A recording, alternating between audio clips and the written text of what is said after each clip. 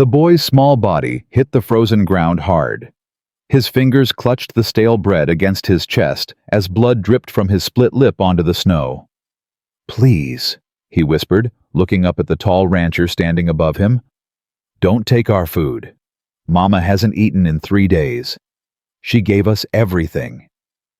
Caleb Thornton stood frozen, not from the bitter Wyoming wind, but from the words that cracked something deep inside his chest he thought had died 8 years ago.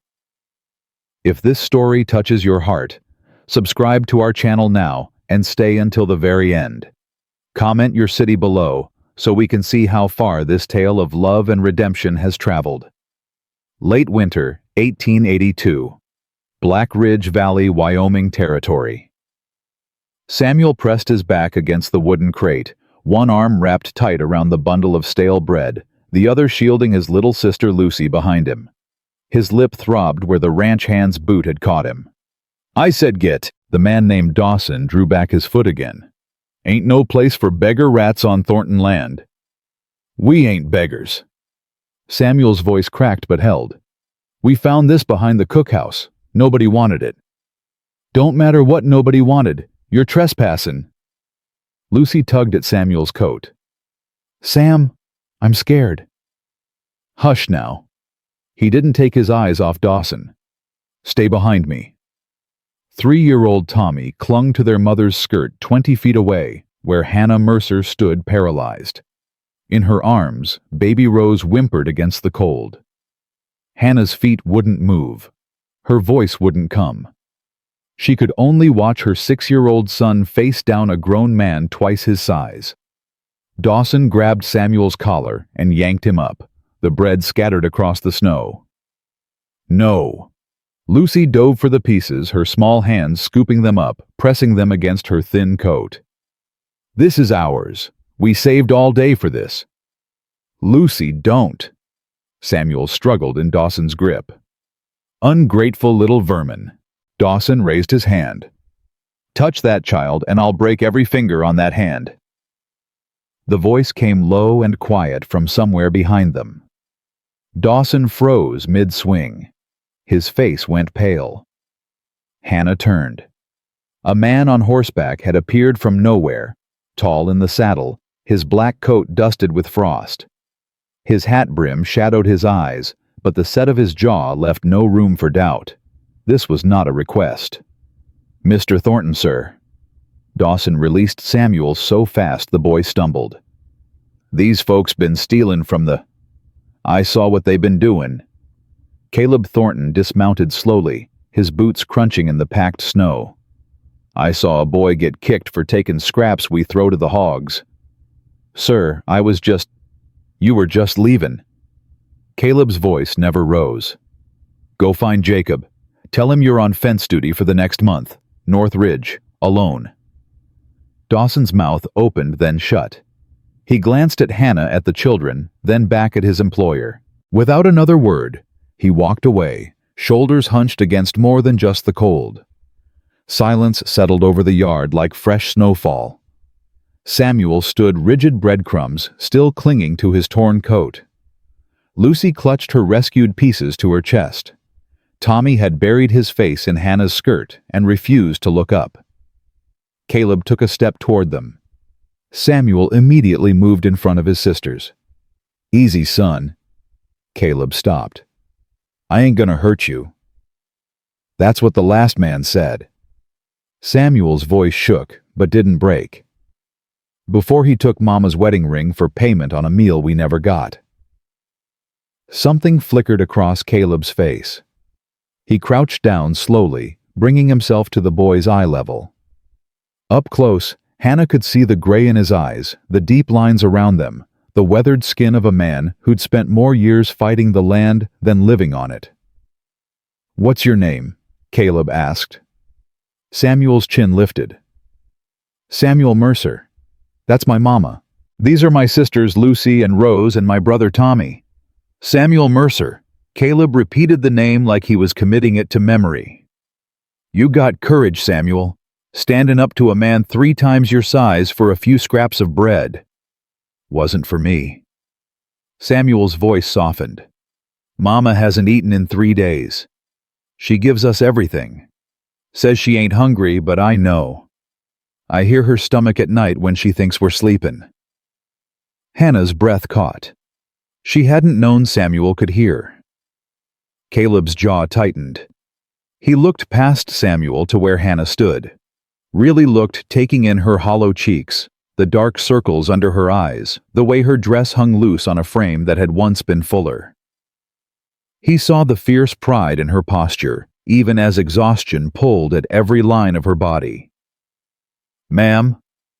He touched his hat brim. Hannah found her voice. "We don't want trouble, sir. We'll leave your property. I apologize for—" "You'll do no such thing." Caleb straightened. "Not until you've had a proper meal, all of you. We can't accept charity."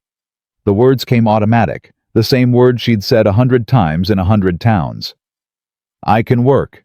I can cook clean men clothes. I ain't asking for handouts." "Did I offer one?" Hannah blinked. Caleb turned and began walking toward the main house. "Cookhouse is closed for the night, but the kitchen in the big house is warm. Mrs. Patterson makes enough stew to feed an army every evening, and half of it goes to waste." He paused, looking back over his shoulder. "You comin' or not?" Lucy tugged at Hannah's sleeve. "Mama, he said stew. Real stew." "I heard him, baby." "With meat in it." Hannah's heart cracked a little more. Her daughter didn't even remember what meat tasted like. "Mrs. Mercer." Caleb's voice carried across the yard. "Your boy's bleedin'. My housekeeper's got medical supplies. The longer you stand there arguing with your pride, the longer that cut goes untreated." He didn't wait for a response, just kept walking. Samuel looked up at his mother, the first uncertainty she'd seen in his eyes all day. "Mama, what do we do?"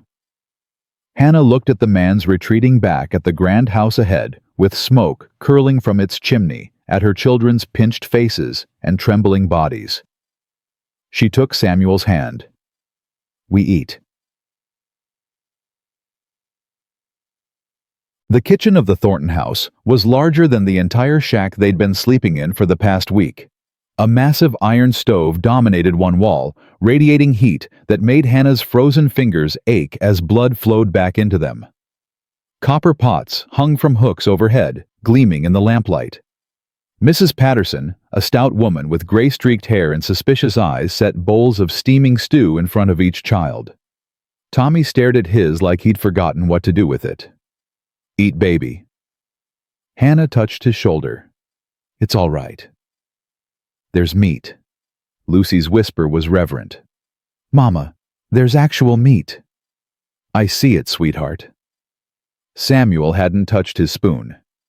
His eyes tracked Caleb, who stood by the window with his back to them, looking out at the darkness. "Go on, son." Caleb didn't turn around.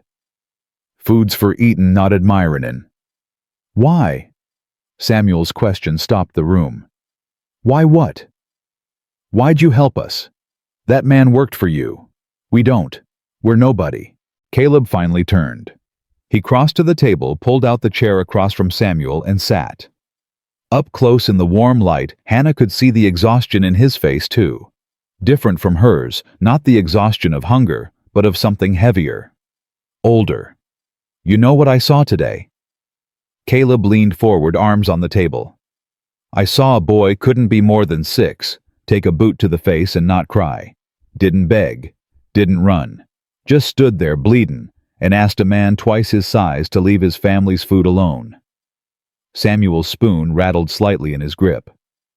"Last time I saw courage like that," Caleb continued, "was when my father faced down 3 cattle rustlers with an empty rifle and a whole lot of bluff. Saved the ranch.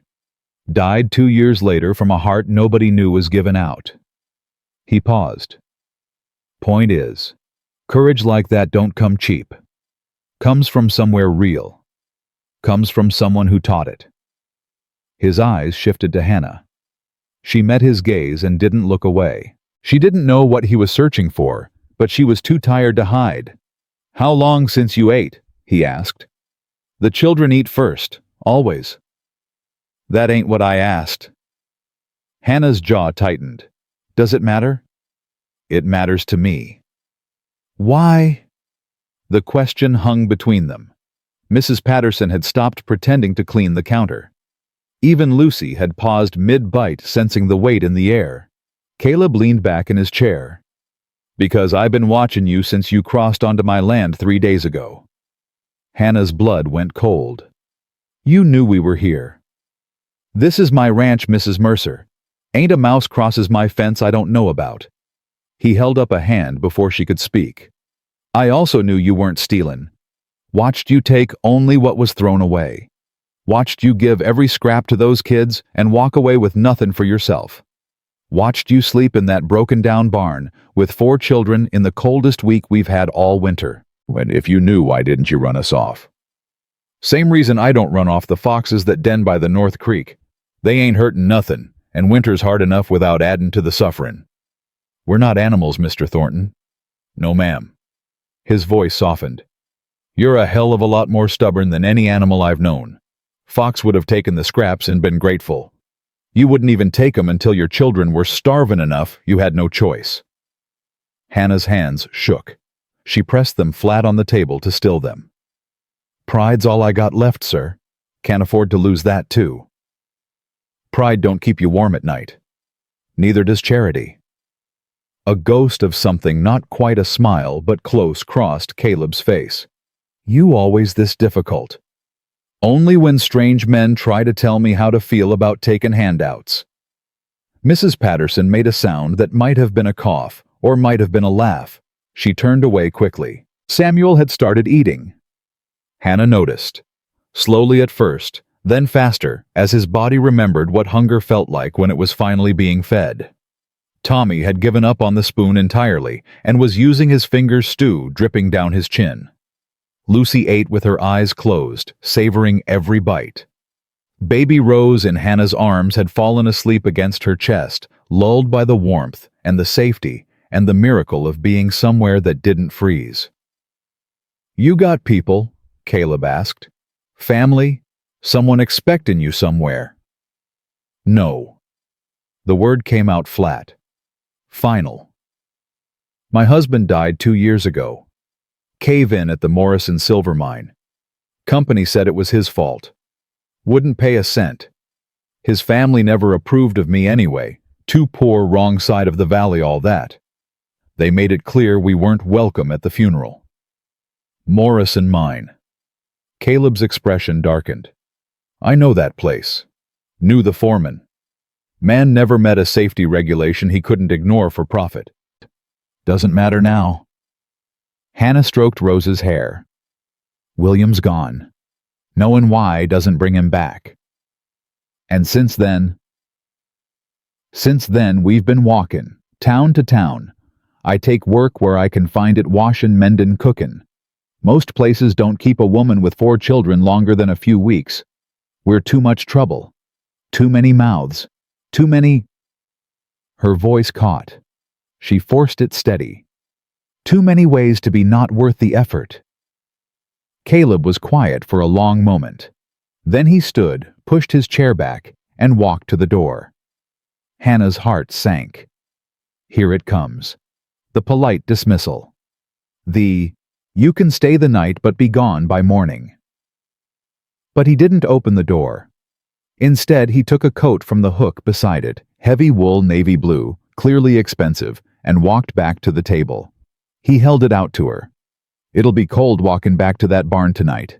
Hannah stared at the coat. I can't. You can work for it. Caleb cut her off. I need someone in the cookhouse, Mrs. Patterson's been complaining for months she needs help with the ranch hands' meals. Pays fair. Includes room and board, real room with a roof and a door and a stove. Hannah's mouth opened. Closed. Opened again. You're offering me a job. I'm offering you an opportunity to earn a living. What you do with it is your choice. You don't know me.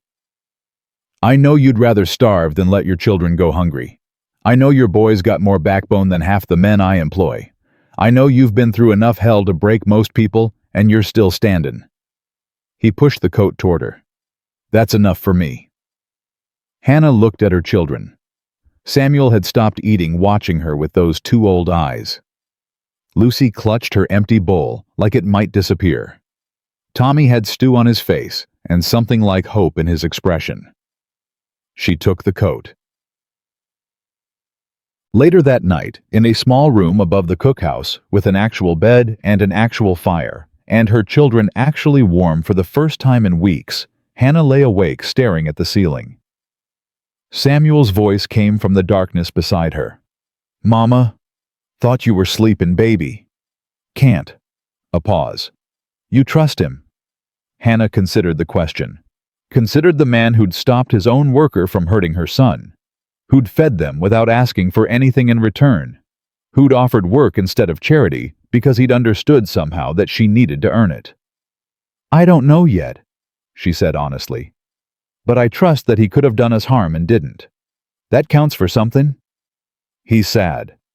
Hannah turned her head. "What?" "Mr. Thornton? He's sad. Deep down sad, like Papa was after Grandma died. He hides it better, but I can see it." Samuel's voice was matter of fact. "Someone hurt him real bad. A long time ago." Hannah thought about the empty ring finger on Caleb's left hand, the massive house with no family in it, the way he'd looked at her children like they were something he'd forgotten existed. "Maybe," she said softly, "maybe we can help him too." "Go to sleep, Samuel." "But Mama..." "Samuel."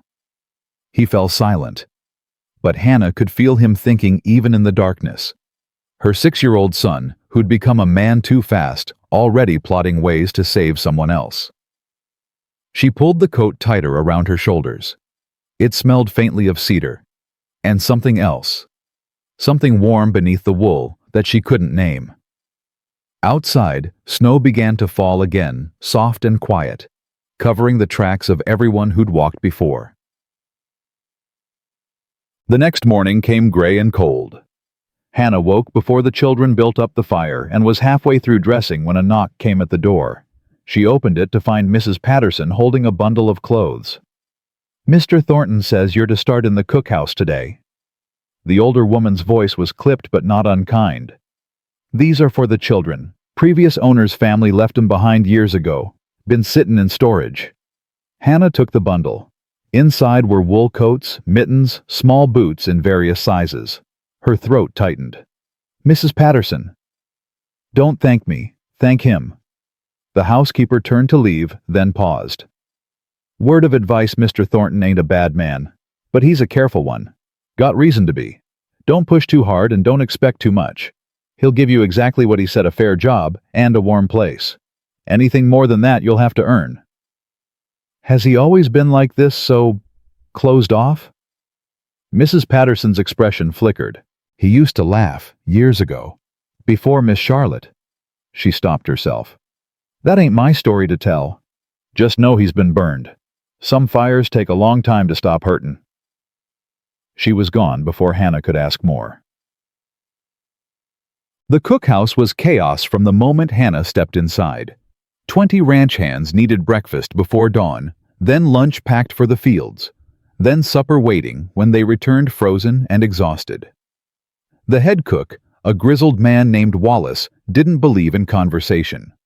He pointed at tasks and expected them done. Hannah worked. She chopped vegetables until her hands cramped.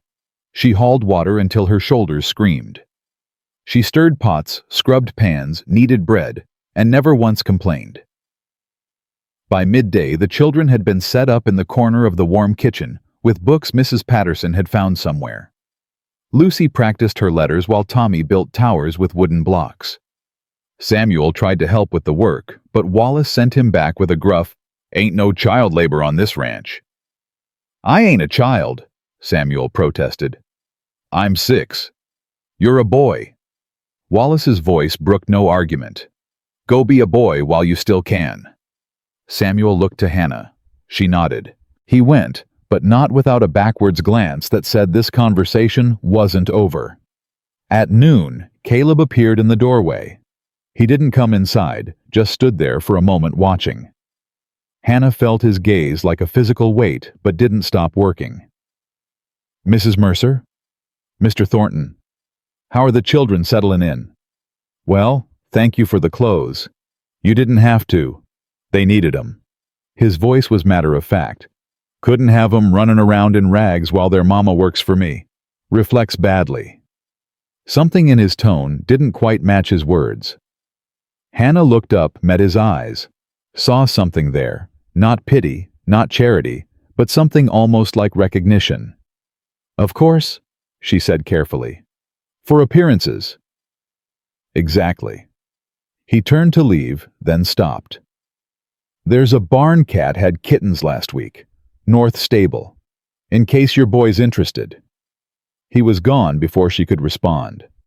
Wallace chuckled from behind the stove. That's the most words I've heard him string together in months. You got a gift. I don't know what you mean. Sure you don't. Wallace went back to his soup. Sure you don't. The days fell into a rhythm. Hannah worked dawn to dusk, fell into bed exhausted, and woke to do it again. The children adapted with the resilience of youth. Lucy made friends with Mrs. Patterson's niece, who visited on Sundays. Tommy adopted 3 of the barn kittens and named them after vegetables and Samuel. Samuel watched. He watched Caleb ride out every morning before sunrise. Watched him return after dark, always alone. Watched the way the ranch hands stepped aside when he passed respect in their eyes, but no warmth. Watched the empty place at the table in the main house, where no wife sat, where no family gathered. One evening, Hannah found Samuel at the window of their room, staring out at the main house. What are you thinking about, baby? He eats alone every night. Mr. Thornton. Every single night. Mrs. Patterson brings him supper, and he sits at that big table all by himself. Samuel's brow furrowed. Don't that make him sad? Maybe he likes it that way. Nobody likes being alone, Mama. You told me that once. You said people ain't meant to live like islands. Hannah sat beside him on the narrow bed. I did say that. So why does he do it? Sometimes. Hannah chose her words carefully. Sometimes when people get hurt real bad, they think being alone is safer than risking getting hurt again. They build walls, high ones, and they convince themselves they're happy behind them. Are they? No, baby. They're just scared. Samuel was quiet for a long moment. Then, I'm gonna draw him a picture. What? Tomorrow. I'm gonna draw him a picture and leave it where he can find it, so he knows someone's thinking about him. Hannah's heart squeezed. Samuel, that's real sweet. But Mr. Thornton might not, he's not used to. He helped us when nobody else would. Samuel's jaw set in that stubborn line she knew so well. The least I can do is help him remember he ain't alone. What could she say to that? The next morning, Samuel crept out before breakfast with a piece of scrap paper and a bit of charcoal he'd begged from Wallace. Hannah watched him go toward the fence line, where Caleb always paused to check the north gate. She should stop him. Should protect him from the likely rejection, the awkwardness, the chance of having his small kindness dismissed. But she didn't. Instead, she went back to kneading bread and prayed. Caleb found the drawing tucked under a fence post stone mid-afternoon. He didn't know how long it had been there, only that he almost missed it, the corner flapping in the wind like a tiny surrender flag. He dismounted and picked it up. It was rough, clearly done by a child's hand. A tall stick figure with a large hat stood next to a smaller figure. Behind them, a crude house with smoke coming from the chimney, and at the bottom, in letters that wobbled but didn't waver, "Thank you for being kind. From Samuel." Caleb stood in the freezing wind for a long time staring at those words. Being. The boy had spelled it wrong. Something cracked in Caleb's chest, something that had been sealed for 8 years. He told himself it was just the cold, just the wind, just the natural response to a child's innocent gesture. He told himself a lot of things. Then he folded the paper, carefully tucked it into the inner pocket of his coat, the same pocket where Charlotte's farewell letter had lived for years, and rode home. He didn't look at the letter when he put the drawing there, but he felt its presence. felt the weight of old words and old pain pressing against this new, fragile thing. Thank you for being kind. No one had thanked him for kindness in 8 years. He'd forgotten what it felt like. That night, instead of eating alone in the dining room, Caleb took his plate to the study. He sat by the fire, ate without tasting, and pulled out the drawing again. He traced the wobbly letters with his finger. From Samuel. A boy who'd been kicked for breadcrumbs and still found it in his heart to say thank you. Caleb thought about the woman Hannah, thought about the pride in her spine and the exhaustion in her eyes and the way she looked at her children like they were the only thing keeping her alive. He thought about Charlotte, who'd looked at him like an opportunity, a stepping stone, a means to an end. He thought about the ring still sitting in the safe downstairs, the letter still folded in his pocket. I thought you loved me. He'd been wrong about that. Maybe he was wrong about other things too. The next morning, Caleb changed his routine. Instead of riding out before dawn, he stopped by the cookhouse first.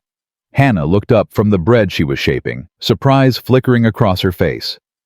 Mr. Thornton, is something wrong? No. He stood awkwardly in the doorway, hat in his hands. I just your boy, Samuel. He left me something yesterday. Hannah's expression softened. The drawing. I told him not to bother you. It didn't bother me. Silence stretched between them. I came to say... Caleb cleared his throat. I came to say thank you. It's been a long time since someone... He trailed off, unable to finish. Since someone saw you, Hannah said quietly. His eyes met hers. Something passed between them, not understanding, not yet, but the possibility of it. Yeah, he said roughly. Since someone saw me. He put his hat back on and walked out before she could respond. But Hannah stood there for a long time after hands covered in flour, heart beating strange and uncertain in her chest. Something had shifted. She didn't know what it was yet. But she felt it like the first warm wind before spring finally breaks through winter. Something was beginning. The days that followed moved differently. Hannah couldn't say exactly how, only that something in the air of Thornton Ranch had shifted like a river, finding a new course beneath frozen ground. Samuel kept drawing.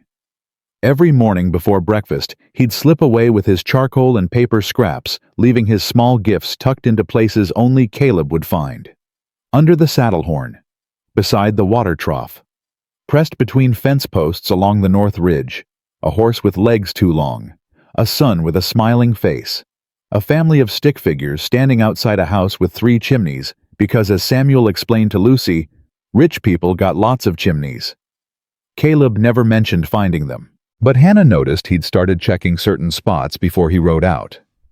Noticed the way his hand would move to his coat pocket throughout the day, touching something hidden there. Noticed, too, that he'd stopped eating alone. Mrs. Patterson says Mr. Thornton took his supper in the kitchen last night.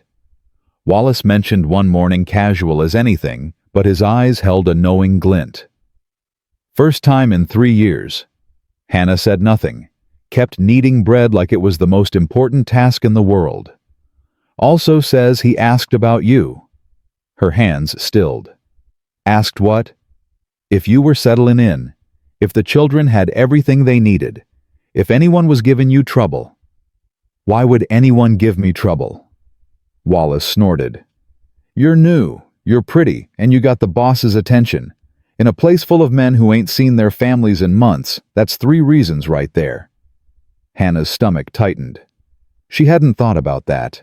Had been so focused on keeping her children fed and warm that she'd forgotten the other dangers that came with being a woman alone. Has anyone? No, and they won't. Wallace's voice hardened. Word came down yesterday from the boss himself. Any man who so much as looks at you wrong will be off this ranch before his boots hit the ground. He paused. Never seen him threaten his crew over a cook's helper before. Never seen him threaten his crew over anything, truth be told. He just fires them and moves on. Hannah didn't know what to do with that information. Didn't know what to do with any of this. Get back to work, she told herself more than Wallace. Bread won't knead itself. But her hands shook slightly as she pressed them into the dough. 2 weeks passed. The snow kept falling relentless, piling higher against the fences and burying the lower pastures. The ranch hands grumbled about the cold, but worked harder than ever, knowing that cattle lost to winter meant wages lost come spring. Hannah worked too. Worked until her hands cracked and bled. Worked until she fell into bed so exhausted she didn't dream. Worked because working meant she didn't have to think about the way Caleb Thornton's eyes followed her when he thought she wasn't looking. But Samuel noticed everything. "He watches you, Mama." Hannah nearly dropped the pot she was carrying. "What? Mr. Thornton?" Samuel sat at the corner table with his drawing supplies, Lucy beside him practicing her letters. "When you're not looking, he watches you, like he's trying to figure something out." "Samuel Mercer, that is not appropriate." "It's not bad watchin'." Samuel's brow furrowed in concentration as he sketched. "Not like those men in Silver Creek who made you pull your shawl tighter. It's more like—" He searched for words. "Like how Papa used to watch you when you were cooking. Like he couldn't believe you were real." Hannah's throat closed up. "Finish your drawing," she managed. "And stop spying on grown folks." "I ain't spying. I'm observin'. There's a difference." Lord help her, the boy was too smart for his own good. That evening, a knock came at their door after supper. Hannah opened it, expecting Mrs. Patterson, maybe Wallace, with a question about tomorrow's meals. Instead, Caleb Thornton stood on her threshold, hat in hands, looking more uncertain than she'd ever seen him. "Mr. Thornton?" She stepped back instinctively. "Is something wrong?" "No, I just—" He stopped, started again. "Can I come in?" Hannah hesitated. Propriety said no. A woman alone with a man in her quarters, 4 children present or not, was asking for gossip. But something in his expression, something lost and searching, made her step aside. He entered slowly, his large frame making the small room feel smaller. The children were already in bed, Lucy and Tommy in one, Samuel and Rose in the other. Only Samuel was awake, watching with those 2 old eyes. "Mr. Thornton," Samuel said, "did you find my drawing today?" Caleb's face softened. "The one with the cow? It was a horse." "Ah, my mistake." He reached into his pocket and pulled out the paper, unfolding it carefully. "It's a fine horse, Samuel. Thank you." Samuel beamed.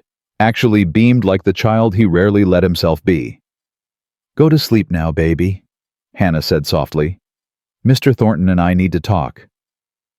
Samuel's eyes darted between them. Whatever he saw must have satisfied him because he nodded once and burrowed under his blankets. Hannah gestured to the single chair. Caleb shook his head. "I won't stay long. I just needed to—" He stopped again, jaw working. "I ain't good at this." "Good at what?" "Talkin' to people about things that matter." Hannah waited. "I had a question," he finally said. "About Samuel, about what he drew today." She frowned. "The horse." "Before the horse, this mornin'."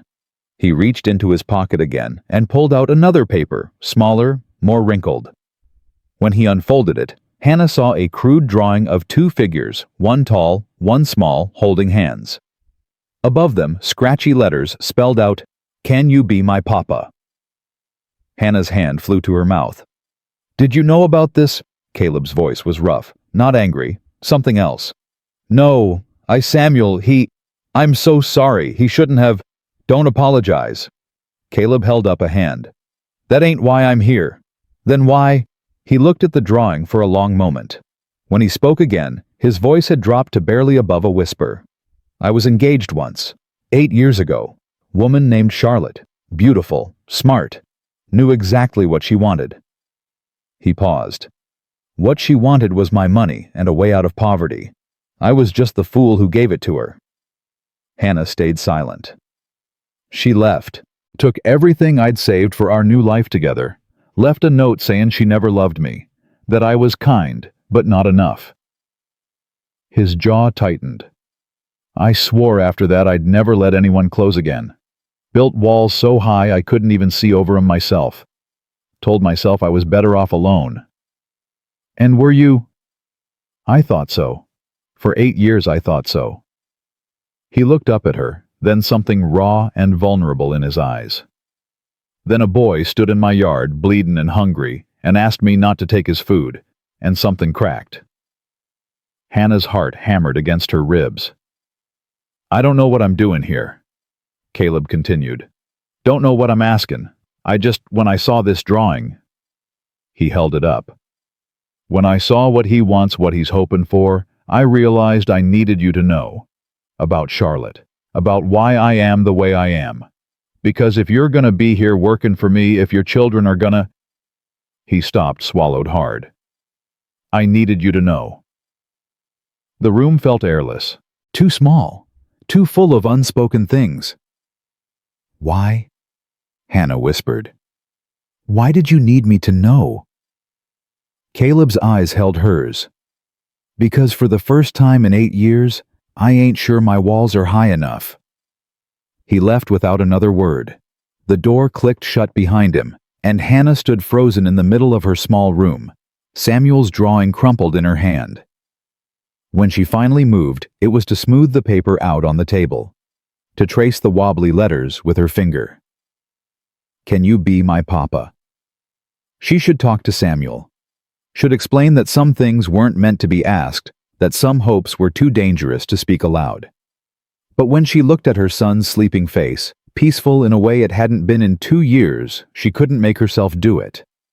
Let him hope, she thought. God knows one of us should. Morning brought chaos. Hannah woke to shouts outside, men running horses, whinnying in panic. She threw on her dress and rushed out, nearly colliding with Wallace. What's happening? Fire. His face was grim. North Stable. Lightning strike, best we can figure. It's spreading fast. Hannah's blood ran cold. The North Stable. Where the children played with the barn cats. Where Samuel went every afternoon to draw pictures for Mr. Thornton. The kittens. Tommy appeared beside her face, streaked with tears. Mama, the kittens are in there. Tommy, no. But he was already running small legs, pumping through the snow toward the orange glow on the horizon. Hannah ran after him, heart in her throat. Behind her she heard Wallace shouting, heard other footsteps following, but all she could see was her baby boy running toward fire.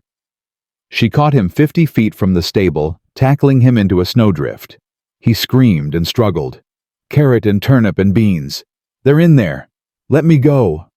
Tommy, you can't. I have to save them. You'll die. Hannah held him tight, both of them sobbing now. You'll die and Mama can't. Mama can't. A figure ran past them. Tall. Black coat. No hesitation. Caleb Thornton disappeared into the burning stable. No! Hannah screamed. Time stopped. Smoke billowed. Flames roared. Tommy went limp in her arms, staring at the inferno with wide, terrified eyes. Then Caleb emerged, coughing, stumbling, his coat singed and smoking. In his arms, squirming and meowing, were 3 orange kittens. He fell to his knees in the snow. The ranch hands swarmed him with blankets and water, but he pushed them aside, crawling toward where Hannah knelt with Tommy. Here. He held out the kittens' hands, shaking. They're okay, all 3. Tommy grabbed them, clutching them to his chest, tears streaming. Carrot, turnip, beans. You saved them, you saved them. Caleb's eyes met Hannah's over her son's head. His face was black with soot, his eyebrows singed, a burn blistering on his right hand. But he was alive.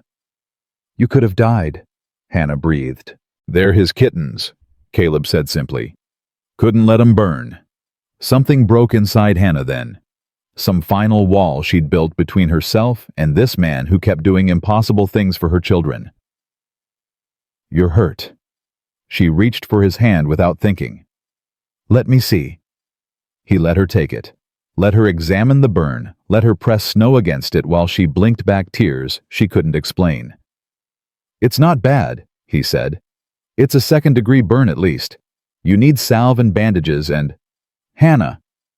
She stopped. It was the first time he'd called her by her first name. I'm all right, he said softly. I promise. Around them, the ranch hands worked to contain the fire voices, shouting water sloshing timber, cracking. But in the small space between Caleb Thornton and Hannah Mercer, there was only silence. And something that might have been a beginning is. Patterson tended to Caleb's burns despite his protests, and Hannah tended to the children, and somehow the morning passed in a blur of activity and aftermath. The stable was lost, but no horses had been inside. They'd been moved to the south pasture for grazing the day before, a stroke of luck that made the old hands cross themselves and mutter prayers of thanks. By afternoon, exhaustion had settled over the ranch like a heavy blanket. The children napped in the warm kitchen, Tommy still clutching his rescued kittens. Hannah stood at the window watching the smoke rise from the ruined stable. He could have died. Wallace's voice made her jump. He'd come up beside her without a sound. I know. For 3 cats. I know. Ain't never seen him do nothing like that before, not in all my years here. Wallace was quiet for a moment. Miss Charlotte, she wanted him to buy her a bird once. Fancy one from back east. Cost more than most cowboys make in a year. He said no. Said he didn't see the point in keeping wild things in cages. Hannah turned. Why are you telling me this? Because today he ran into a burnin' buildin' for 3 barn cats that belonged to your boy. Wallace's eyes were sharp. That ain't about the cats, Mrs. Mercer. That's about something else entirely. He walked away before she could respond. That night, Hannah couldn't sleep. She lay in the darkness, listening to her children's breathing, trying to make sense of everything that had happened.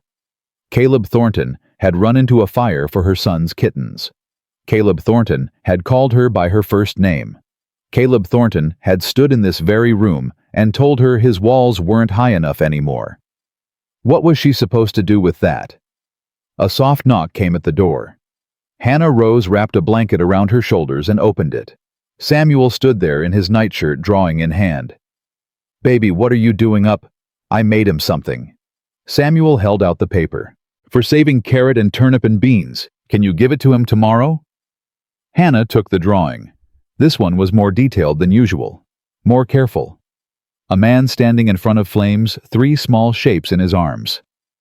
Below in Samuel's careful letters, heroes don't need capes.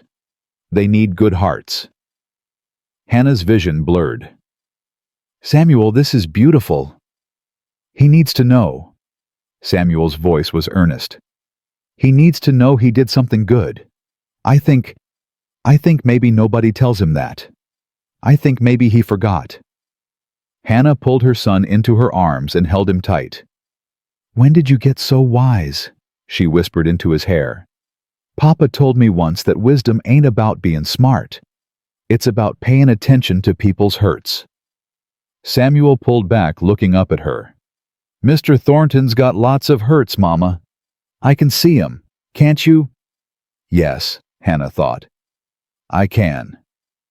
The next morning she didn't send the drawing with Samuel. She delivered it herself. Caleb was in his study, hand bandaged, going over ledgers, when Mrs. Patterson showed her in. He looked up in surprise. Mrs. Hannah, is everything all right?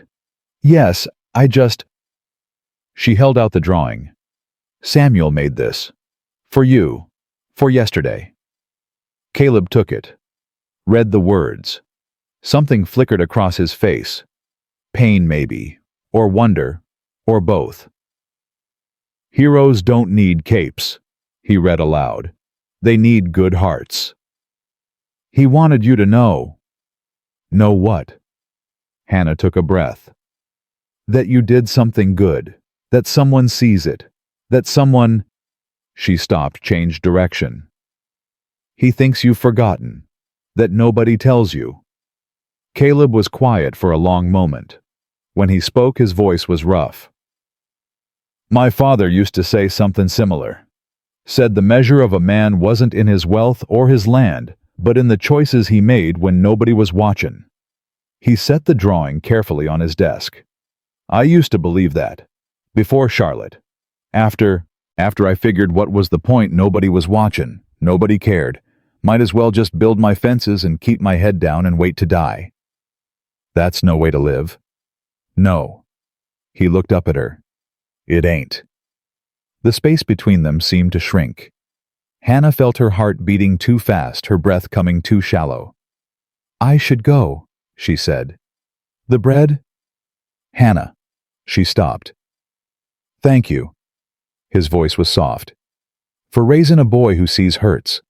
For bringing me this. He stopped. For being here. You gave me a job. A roof. Safety for my children. I should be thanking you. That ain't what I meant. She knew it wasn't. That was the problem. I have to go, she said again. And this time she did, practically fleeing down the hallway past a startled Mrs. Patterson out into the cold morning air. She stood behind the cookhouse, breathing hard, pressing her hands against her chest where her heart refused to slow down. This was dangerous. She knew it was dangerous. She'd been a widow for 2 years, had spent those years learning that hope was a luxury she couldn't afford, that dreams only led to disappointment. But Caleb Thornton had run into a burning building for 3 barn cats, and he'd said her name like it was something precious, and she was terrified. The town came calling 3 days later. Hannah was elbow-deep in bread dough when she heard the wagon wheels, the multiple voices, the heavy footsteps approaching the main house. She wiped her hands and looked out the window.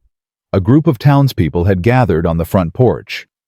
She recognized a few faces from the one trip she'd made to Silver Creek for supplies. The general store owner, the blacksmith, a woman in a fine dress who'd looked right through Hannah like she wasn't there. Caleb emerged from the house, his expression unreadable. Mr. Thornton. The woman in the fine dress stepped forward. We've come to discuss a matter of some concern. Mrs. Whitfield, what concern would that be? The woman you've taken in, the one with all those children. Hannah's stomach dropped. Mrs. Mercer is an employee, Caleb said flatly. Works in the cookhouse. I fail to see how that's anyone's concern but mine. When the moral fabric of our community is threatened, it becomes everyone's concern. Mrs. Whitfield's voice dripped with false sweetness. Surely you understand. A man of your standing, unmarried, housing a woman of, how shall I say, uncertain virtue. You should be very careful what you say next, ma'am. Something in Caleb's tone made Mrs. Whitfield falter, but only for a moment. We're not accusing anyone of anything, Mr. Thornton. We're simply concerned. For appearances. For the children. She smiled thin and cold. Surely you want what's best for those poor little ones. Hannah couldn't breathe, couldn't move, could only watch through the window as her fragile new life threatened to crumble. What I want, Caleb said slowly, is for you to get off my property. Mrs. Whitfield's smile vanished. I beg your pardon. You heard me. You came here to spread gossip and innuendo about a woman who's done nothing but work hard and care for her children. You came to threaten her place here, her safety, her reputation, all because you got nothing better to do with your time. Mr. Thornton, I ain't finished. Caleb stepped forward, and even from the window, Hannah could see the townspeople shrink back. Mrs. Mercer lost her husband in a mining accident, lost everything, walked halfway across Wyoming with 4 children in the dead of winter looking for work, looking for a chance. She didn't ask for charity. She asked for the opportunity to earn her keep, and that's exactly what she's been doing. Mrs. Whitfield's face had gone red. We simply thought, no, you didn't think. You assumed, you judged, and you came here to make trouble for a woman who's got enough trouble without yours added to the pile. Caleb's voice dropped low. Now I'm going to say this once, and I expect you to spread it to every gossiping tongue in Silver Creek. Hannah Mercer is under my protection. My ranch, my name. Anyone who comes after her reputation comes after mine, and I promise you that ain't a fight you want to start. Silence. Total, complete silence. Then quietly the blacksmith spoke up. Seems fair to me. Woman's got kids. She's working. Don't see the harm. One by one others nodded. Mrs. Whitfield stood alone in her indignation. "I see," she said stiffly. "Well, I suppose time will tell." She turned to leave, then paused. "But mark my words, Mr. Thornton. People are watching. People are always watching." "Let 'em watch," Caleb said. "They'll see a widow working to feed her children and a man offering honest employment. If that's scandal, then this town's got bigger problems than I thought." The wagon wheels creaked as the townspeople departed. Hannah sagged against the kitchen wall, trembling. He'd defended her, publicly, put his own reputation on the line for a woman he barely knew. Wallace appeared beside her. "Told you," he said. "Ain't about the cats." Hannah couldn't speak, couldn't think. She just pressed her hands against her racing heart and tried to remember how to breathe. That evening, after the children were asleep, Hannah went to find Caleb. He was on the front porch of the main house, sitting in the cold, staring out at the snow-covered fields. He didn't seem surprised to see her. "You didn't have to do that," she said, stopping at the bottom of the steps. "Yes, I did. You put your reputation at risk. For me. For what's right." He looked at her. "Ain't that supposed to be the point, doing what's right even when it costs something?" Hannah climbed the steps slowly, sat in the chair beside him, propriety be damned. "Why?" she asked. Why do you keep doing these things, the job, the protection, the fire, and now this?" Caleb was quiet for a long moment. "You know what I thought first time I saw Samuel standing there bleedin' holding that bread?" He didn't wait for her to answer. "I thought there's someone worth protectin'. Someone who ain't been ruined by what life's thrown at him yet. Someone still good." "He's just a child." "Exactly. A child who's been through hell and still thinks the best of people, still draws pictures for a stranger, still hopes." He turned to look at her. "I ain't been able to hope in 8 years, Hannah. I forgot how. Then your boy looked up at me with blood on his face and asked me not to take his food, and I thought maybe I ain't as dead inside as I believed." Hannah's eyes stung. "Caleb, I don't know what this is." His voice was raw. "Don't know what I'm doing. Don't know if I got anything left to offer anyone. But I know I ain't ready for you to leave. Any of you." He paused. "That scares the hell out of me." Hannah reached out slowly and took his hand. He flinched like he'd been burned, ironic given his bandaged fingers. But he didn't pull away. "I'm scared too," she admitted. "I buried my husband 2 years ago. Swore I'd never let anyone in again. Too dangerous. Too much risk. And now. She looked down at their joined hands. His rough and calloused hers cracked from work. Both damaged. Both holding on. Now I think maybe being scared together is better than being safe alone." The wind blew cold around them. Snow drifted across the porch rails. Inside the house a fire crackled. Neither of them moved. "I ain't a good man, Hannah." Caleb's voice was barely above a whisper. "I got scars you can't see. Wounds that ain't healed. Anger I don't always control. And I've got 4 children, no money, and enough pride to sink a ship." She squeezed his hand. "We ain't exactly a fairy tale." "No." A ghost of a smile crossed his face. "We ain't." They sat in silence as the stars emerged one by one in the frozen sky. And somewhere in that silence, something began to grow. Fragile, uncertain, terrifying, but alive. The morning after they held hands on the porch, Caleb didn't avoid her. That surprised Hannah more than anything. She'd expected him to retreat, expected the walls to go back up the distance to return.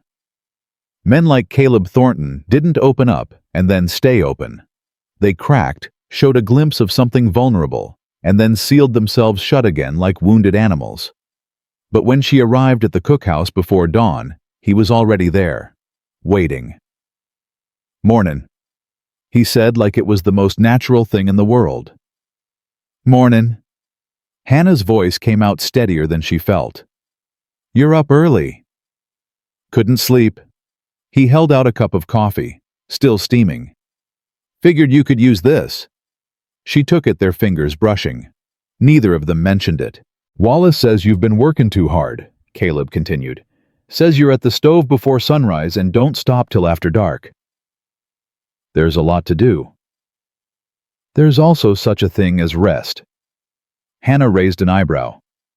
Says the man who runs a 5,000-acre ranch single-handed. That's different. How? Caleb opened his mouth, closed it. A reluctant smile tugged at his lips.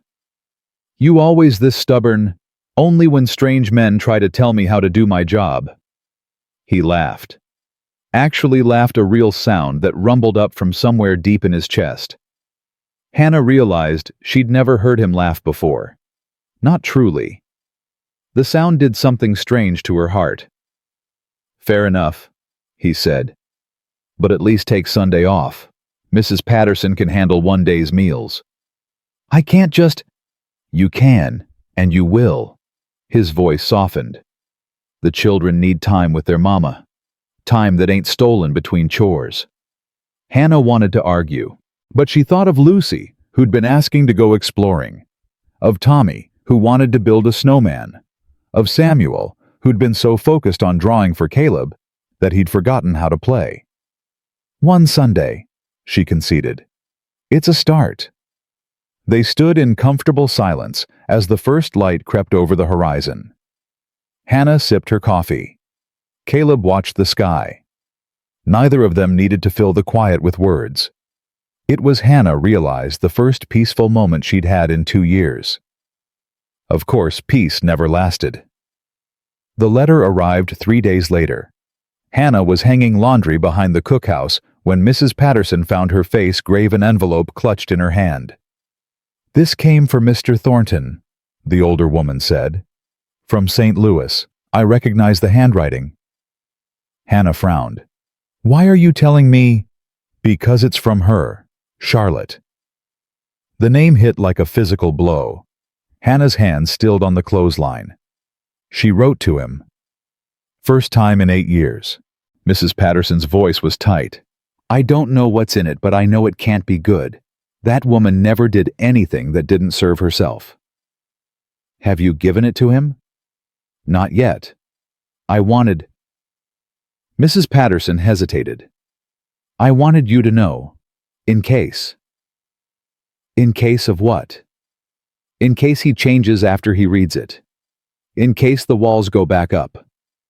The housekeeper's eyes were sad. I've watched that man build himself a prison for 8 years. Watched him lock away everything soft, everything hopeful. These past weeks with you and those children, he's started to come alive again. I don't want to see that undone. Hannah's throat tightened. You can't hide his mail from him. I know. I just wanted someone else to know. Someone who might be able to help if... Mrs. Patterson stopped. Just be ready. That's all I'm saying. Be ready. She pressed the letter into Hannah's hand and walked away. Hannah stared at the envelope.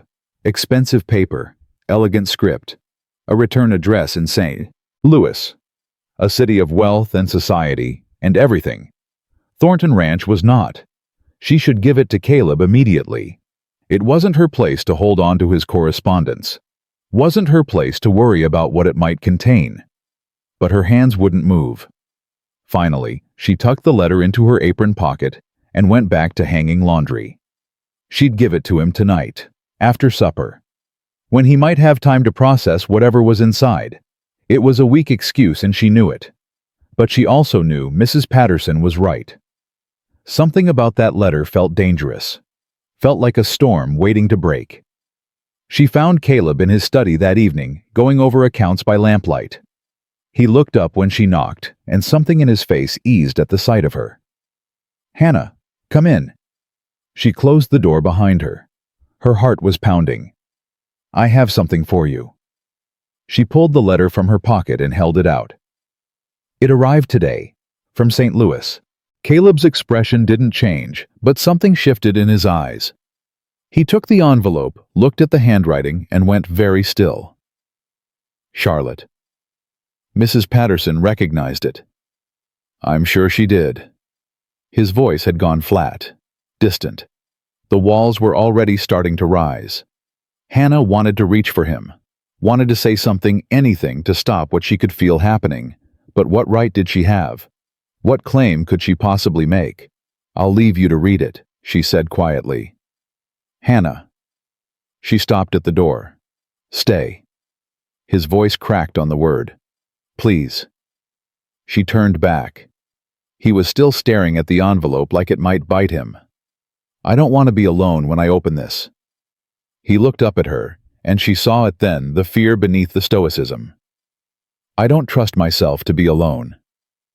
Hannah crossed back to his desk, pulled up a chair, sat beside him. I'm here, she said simply. Caleb's hands shook slightly as he broke the seal. He unfolded the letter, and Hannah watched his eyes move across the words, watched his jaw tighten, watched the color drain from his face. What does it say? He didn't answer, just handed her the letter with a hand that trembled. Hannah read, My dear Caleb, I hope this letter finds you well. I know it has been many years since we last corresponded, and I understand if you have no desire to hear from me. But circumstances have changed, and I find myself in need of your assistance. My husband, Mr. Edward Price, passed away 6 months ago. I will not bore you with the details, but suffice to say his death has left me in a difficult position. His debts were considerable, and his family has made it clear I am no longer welcome in their home. I am returning to Wyoming. More specifically, I am returning to Black Ridge Valley. I know I have no right to ask anything of you, but I wondered if perhaps we might speak when I arrive. There are things I should have said long ago, things I regret. I will be at the Silver Creek Hotel by the end of the month. Yours, Charlotte. Hannah set the letter down carefully. She's coming back. Apparently. Caleb's voice was hollow. And she wants to see you. Apparently. Hannah studied his profile, the tight set of his mouth, the way his hands had clenched into fists on the desk. What are you going to do? I don't know. He laughed bitterly. I've spent 8 years trying to forget that woman existed. 8 years building a life that didn't include her. And now she writes one letter, and suddenly I can't breathe. Caleb, she took everything from me, Hannah. His voice rose. Not just the money, not just the horses. She took my ability to trust, took my faith in people, took... He stopped, swallowed hard. She took my heart and she crushed it like it was nothing, like I was nothing. Hannah reached for his hand. He flinched but didn't pull away. You're not nothing, she said firmly. You're the man who ran into a burning building for 3 barn cats. You're the man who stood on his porch and defended my reputation to the entire town. You're the man who... Her voice caught. You're the man who saw a bleeding boy and didn't look away. Caleb's eyes met hers. Something raw and desperate in his gaze. What if she ruins everything? What if she comes back and what if I'm not strong enough? Strong enough for what? To remember why I stopped loving her. To remember what she really is. He paused. To remember what I've found since. Hannah's heart stuttered. What have you found? The question hung between them. Caleb's hand turned in hers, his fingers intertwining with hers. I think you know, he said quietly. Before she could respond, a crash sounded from somewhere in the house. Both of them jumped.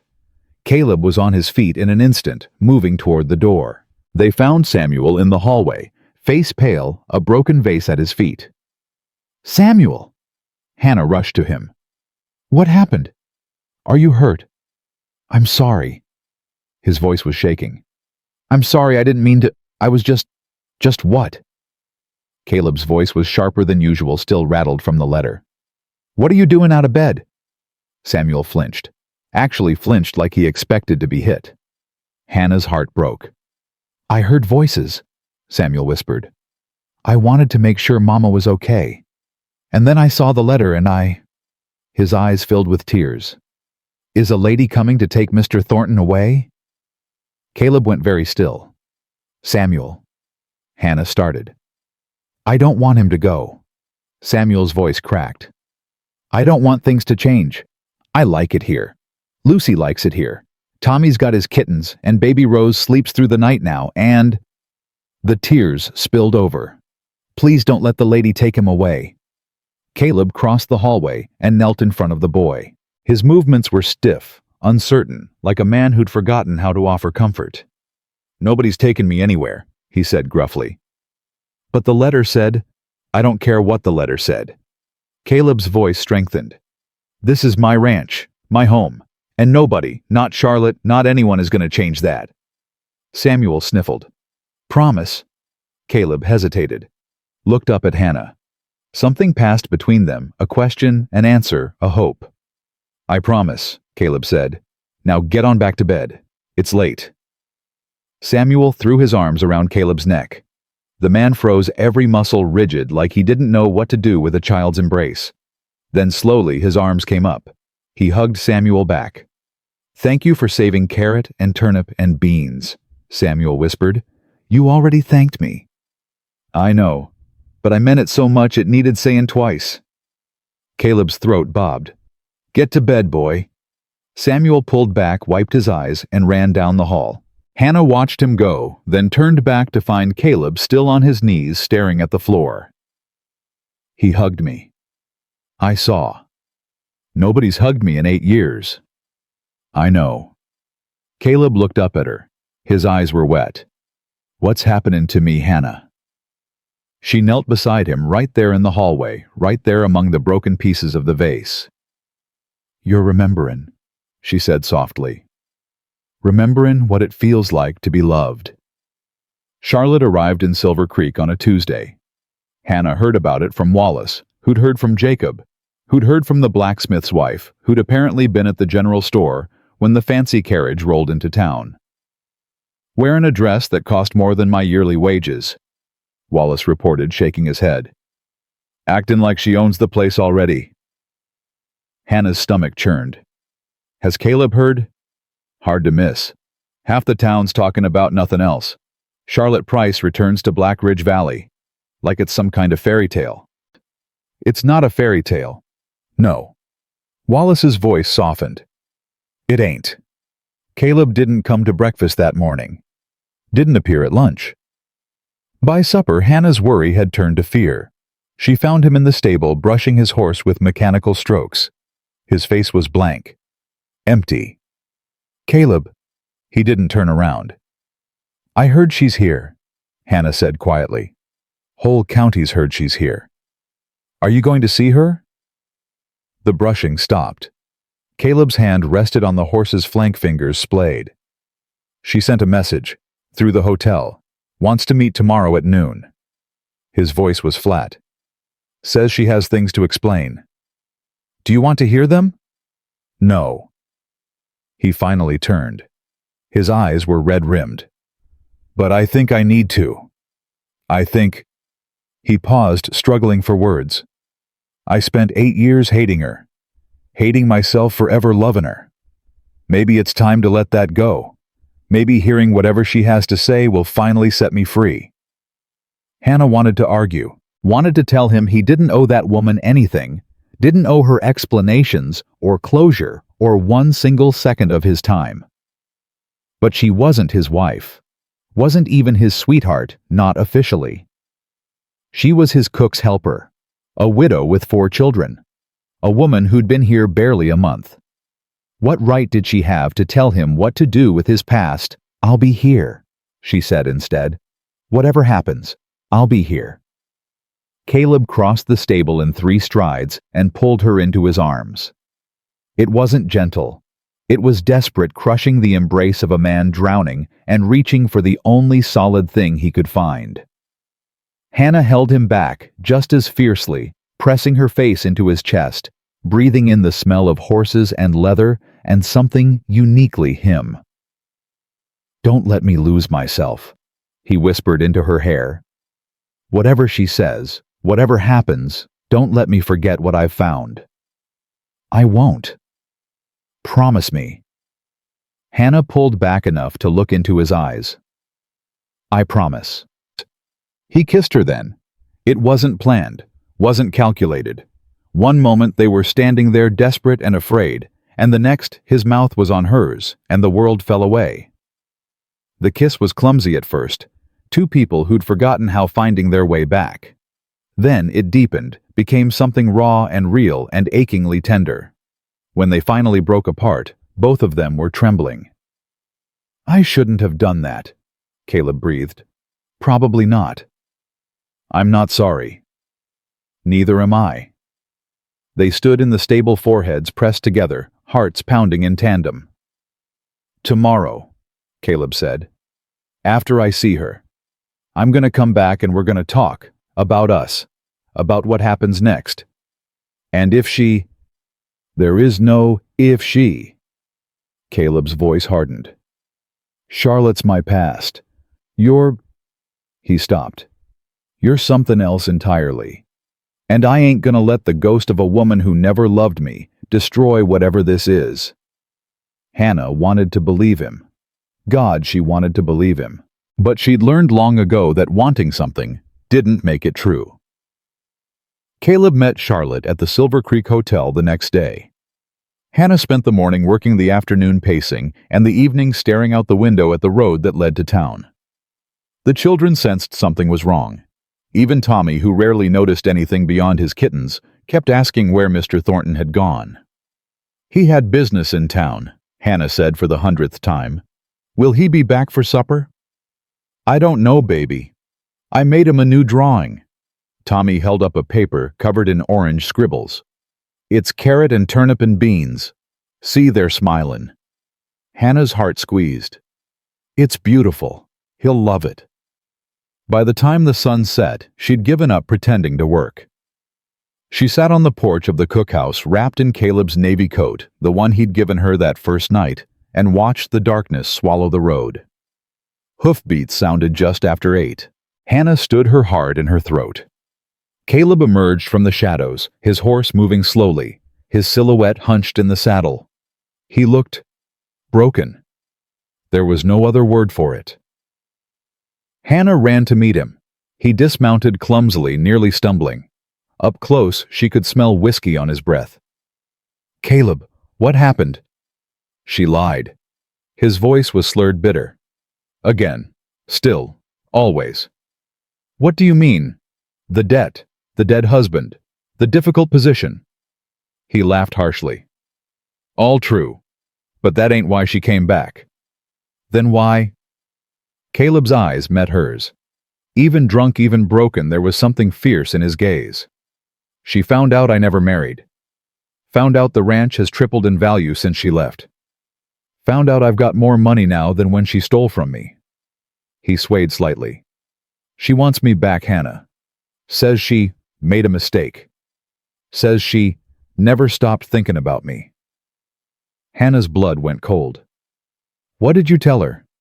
"I told her to go to hell." Relief flooded through her so fast it made her dizzy. "But she ain't gonna give up." Caleb grabbed her arms, steadying himself. "She's got nothing left. Nowhere to go. She'll do anything to get what she wants, and what she wants is this ranch. My money. My—" He stopped. "She asked about you." "Me?" "Someone in town told her about the widow in the cookhouse. About her 4 children. About the arrangement." Caleb's grip tightened. She said she'd make sure the whole territory knew what kind of woman you were. Said she'd ruin your reputation so completely you'd never find work again. Not anywhere. Not ever." Hannah's stomach dropped. "She threatened me. She threatened everything." Caleb's voice cracked. "I should have let it go. Should have walked away. But when she started talking about you, about the children, I lost my temper, said things I shouldn't have said." "What things?" "I told her I loved you." The world stopped. "I told her you were worth 1,000 of her. Told her your boy had more honor in his little finger than she had in her whole body. Told her—" His voice broke. I told her I was going to marry you. Someday. When you were ready. When I'd earned the right to ask. Hannah couldn't breathe. Caleb. I know. He released her arm, stepped back. I know I shouldn't have said it. Not like that. Not to her. But she was talking about you like you were nothing, and I couldn't. Hannah grabbed his face with both hands and kissed him. This time, it wasn't clumsy. This time, it was sure and fierce, and full of everything she couldn't put into words. When she pulled back, Caleb was staring at her like he'd never seen her before. Ask me, she whispered. What? When you're sober. When you've slept. When you're sure. She pressed her forehead to his. Ask me, Hannah. I'll say yes. His arms came around her, then pulling her close, holding her like she was the only thing keeping him upright. She's gonna try to destroy us, he murmured. Let her try. It won't be easy. Nothing worth having ever is. They stood there in the cold, wrapped around each other, while somewhere in town, a woman named Charlotte plotted her revenge. But Hannah wasn't afraid. She'd survived worse than a jealous ex-fiancé. She'd survived losing her husband, survived poverty, survived walking across Wyoming with 4 children in the dead of winter. She would survive this too, and this time she wouldn't be surviving alone. Charlotte struck faster than anyone expected. 3 days after Caleb's drunken confession, Hannah walked into Silver Creek for supplies and felt the change immediately. The general store fell silent when she entered. Mrs. Patterson's niece crossed to the other side of the street.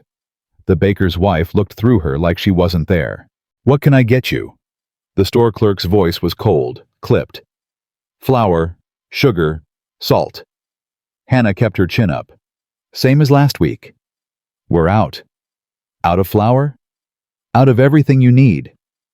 The clerk's smile was thin. Maybe try the next town over. Hannah's hands curled into fists at her sides. I see. She walked out with her head high, but inside she was shaking. Charlotte had done this.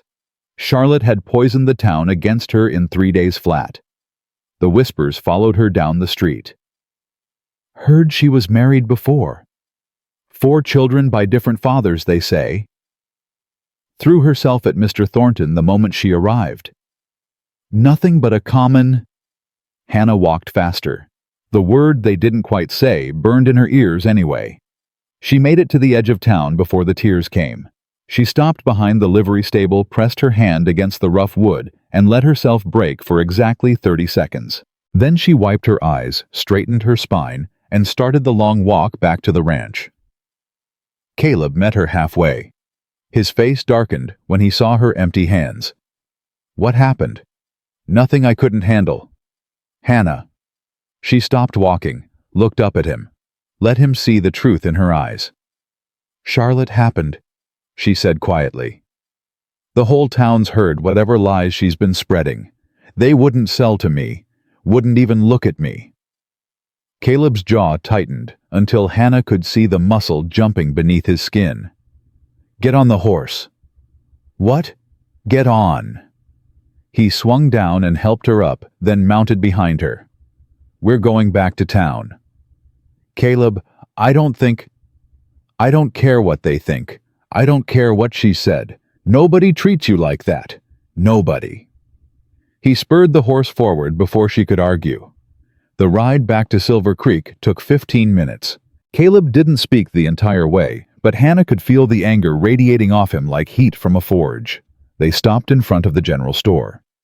Caleb dismounted first, then helped Hannah down. The street had gone quiet. People were watching from doorways and windows. Caleb walked into the store. Hannah followed. The same clerk who'd refused her stood behind the counter. His face went pale when he saw Caleb. Mr. Thornton, what can I... You can start by apologizing to Mrs. Mercer. The clerk's eyes darted to Hannah, then back. Sir, I don't know what she told you, but... I know exactly what happened. Caleb's voice was low and dangerous. I know you refused to serve her. I know the whole town's been treating her like dirt because of lies spread by a woman who stole from me and left me for dead 8 years ago. Murmurs rippled through the store. Other customers had stopped pretending to shop. Now you've got two choices. Caleb stepped closer to the counter. You can apologize to Mrs. Mercer, fill her order, and we'll forget this ever happened. Or you can refuse, and I'll take my business, all of it, for every ranch hand and every supplier contract I've got to the next town over. Permanently. The clerk's face went from pale to gray. Thornton Ranch was the biggest customer in Silver Creek. Losing that business would be devastating. I'm Mr. Thornton. Choose. Silence stretched. The clerk looked at Hannah. She saw the struggle in his eyes, pride warring with practicality, prejudice battling profit. I apologize, Mrs. Mercer. The words came out strangled. What did you need today? Flour, sugar, salt.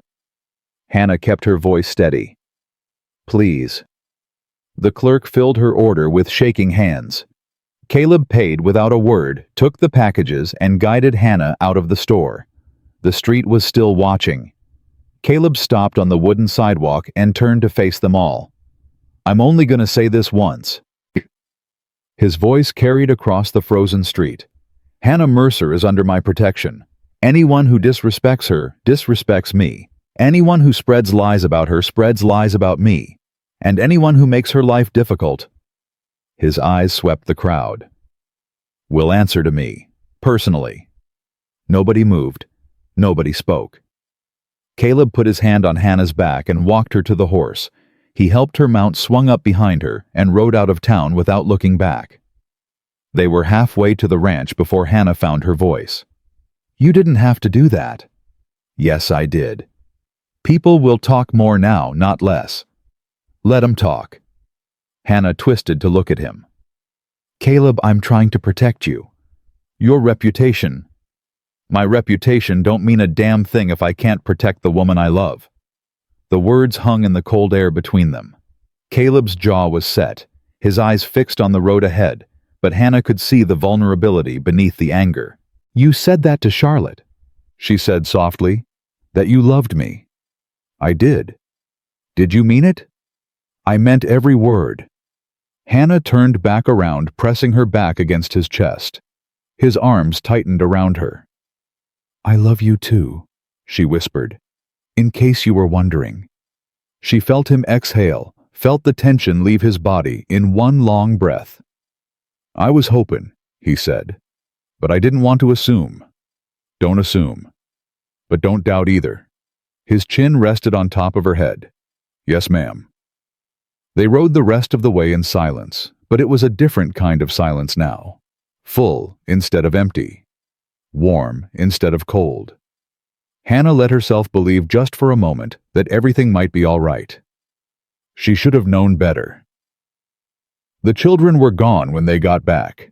Hannah knew something was wrong the moment she stepped into the cookhouse. The fire was out. The room was cold. And there was no sound, no Lucy chattering, no Tommy playing, no baby Rose fussing. Samuel, her voice echoed. Lucy. Nothing. Hannah ran to the bedroom. Empty. The beds were unmade, the children's coats still on their hooks. Hannah. Caleb's voice was sharp. There's a note. She spun around. He was holding a piece of paper, his face ashen. What does it say? Caleb read aloud. If you want to see the children again, come to the old Morrison mine. Alone. No husband-to-be. No ranch hands. Just you and whatever money you can carry. Midnight tonight. Tell anyone, and they'll never find the bodies. Hannah's legs gave out. Caleb caught her before she hit the floor. Charlotte. The name came out like a curse. Charlotte took my children. We don't know that. Who else? Hannah's voice rose to a scream. Who else would do this? Who else wants to destroy me badly enough to take my babies? Caleb's arms tightened around her. We'll get them back. How? The note says alone. The note says, I don't care what the note says.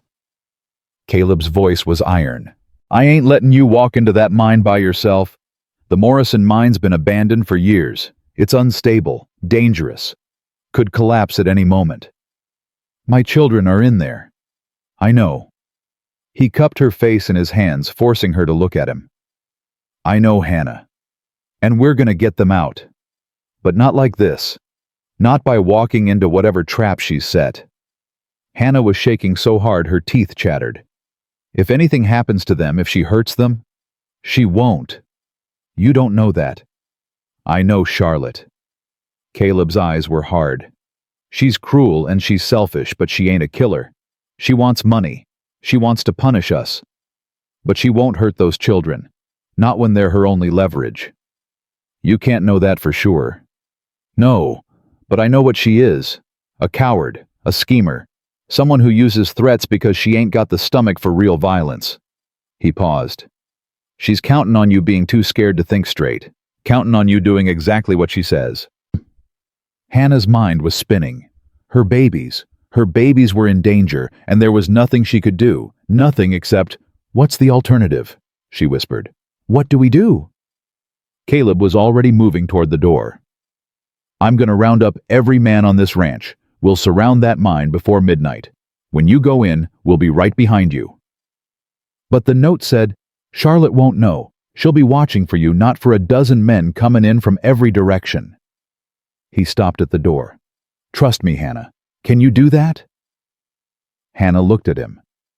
This man who'd run into fire for her son's kittens, who'd defended her honor to an entire town, who'd opened his broken heart and let her in. "I trust you," she said. "Then let's bring your children home." The hours until midnight were the longest of Hannah's life. She paced. She prayed. She wore a path in the floor of Caleb's study while he gathered his men and made plans she couldn't hear. Patterson brought tea that went cold. Wallace brought food that went untouched. Everyone moved around Hannah like she was made of glass, like one wrong word might shatter her completely. Maybe it would. "Mama would have made a plan." The voice came from nowhere. Hannah spun around. Samuel stood in the doorway. His face was pale, his clothes torn, but he was alive. He was here. "Samuel!" Hannah flew across the room and grabbed him, pulling him tight against her chest. "Oh God, baby, oh God, how did you— Where are the others?" "Still at the mine." Samuel's voice was steady, older than his years. "The lady took us, but she didn't tie me up good. I got loose and ran." "You ran all the way here. Had to warn you." Samuel pulled back, looking up at her with those two wise eyes. "It's a trap, Mama. She ain't alone. There's men with her. 3 of them. They got guns." Hannah's blood went cold. Men with guns. Big ones. They were talking about what they'd do after they got the money. Bad things. Samuel's lower lip trembled the first crack in his composure. They said, "Shh, baby. You don't have to say it." Caleb appeared behind Samuel. "I heard. 3 men armed." "That changes things," Hannah whispered. "It changes nothing." Caleb crouched down to Samuel's level. "Son, I need you to tell me everything. Where exactly are your sisters and brother? Where were the men standing? How many ways in and out did you see?" Samuel straightened, wiped his eyes, and began to talk. Hannah listened as her 6-year-old son gave a detailed account of the mine's layout. The position of the guards, the room where Lucy and Tommy and baby Rose were being kept. When had he learned to observe like that? When had her child become a soldier? "You did good, Samuel." Caleb's hand rested on the boy's shoulder. "Real good. Now I need you to do one more thing. Anything. Stay here with Mrs. Patterson. Keep her safe." Samuel's face fell. "But I want to help." "You already helped, more than you know. Now it's time for the grown-ups to finish this." Caleb stood. "Can I count on you?" Samuel hesitated, then nodded. "Yes, sir." "Good man." Caleb looked at Hannah. "It's time." The ride to the Morrison mine took an hour.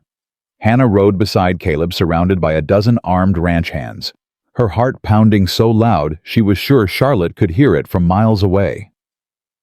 They stopped half a mile from the mine entrance. Caleb dismounted and helped Hannah down.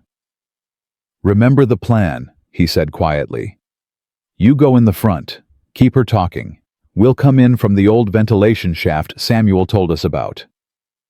And if something goes wrong—" Caleb pressed something into her hand. Hannah looked down. A pistol. "You know how to use it." "William taught me, years ago." "Then use it if you have to." His eyes held hers. "Protect yourself, Hannah. Promise me." "I promise." He kissed her hard. Desperate, the kiss of a man who wasn't sure he'd get another chance. "I love you," he said against her lips. "I love you too. Now let's get my children back." She walked toward the mine entrance alone.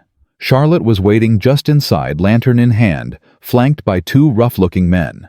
A third stood further back near a door that must lead to where the children were being held. "Mrs. Mercer." Charlotte's smile was poison. "So glad you could make it." "Where are my children?"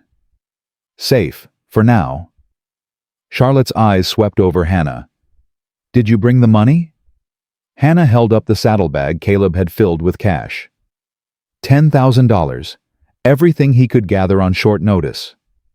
"It'll do for a start." Charlotte reached for the bag. Hannah pulled it back. "Children first." Charlotte's smile faltered. "That's not how this works." "It is now." Hannah's voice was stronger than she felt. "I see my children. I make sure they're unharmed, and then, and only then, do you get your money." Charlotte studied her for a long moment. Then she laughed. My, the little mouse has teeth." She gestured to the man by the door. "Bring them out." The door opened. Lucy came first, then Tommy, then baby Rose in Lucy's arms. All three were crying, but they were alive. They were whole. "Mama!" Lucy lunged forward, but the man grabbed her arm. "Not yet." Charlotte's voice sharpened. "Money first." Hannah's hand tightened on the hidden pistol. "Let them come to me. The money is right here." Hannah held up the bag again. "Let them come to me, and it's yours. Keep them over there, and I walk out with every cent." Charlotte's eyes narrowed.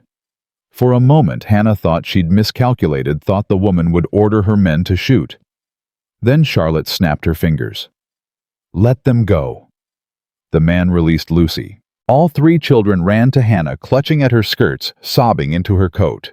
"Shh, babies! Mama's here! Mama's got you!" "How touching!" Charlotte's voice dripped contempt. "Now! The money!" Hannah tossed the bag at Charlotte's feet. "Take it. Take it and leave Black Ridge Valley. Tonight." "Oh, I'll leave." Charlotte bent to pick up the bag. "After I'm done." "Done with what?" Charlotte straightened. Her smile was cruel. "Did you really think this was about money, Hannah? A few $1,000s? Please." She laughed. "This is about Caleb. About what he said to me. About the way he looked at me like I was dirt beneath his boots." "You are dirt beneath his boots." Charlotte's face twisted. "Watch your tongue. Or what you'll shoot me in front of my children." Hannah pushed the kids behind her. "Go ahead. Add murder to your list of sins. See how far that gets you." "I don't need to murder you." Charlotte's voice went soft. "Dangerous. I just need to destroy everything you love." She raised her hand. "Burn it." The man by the door pulled out a torch. Hannah's blood went ice cold. "This mine's been sitting on coal for 50 years. Charlotte continued. "One spark and the whole thing goes up, with all of us inside. You'd kill yourself." "I'm already dead." Charlotte's mask cracked, showing something desperate and broken underneath. "I've lost everything. My husband, my money, my future. If I can't have Caleb, if I can't have the life I was supposed to have." Her voice shook. "Then nobody gets anything." The man lit the torch. "Caleb!" Hannah screamed. "Now!" Everything happened at once. The ventilation shaft exploded outward.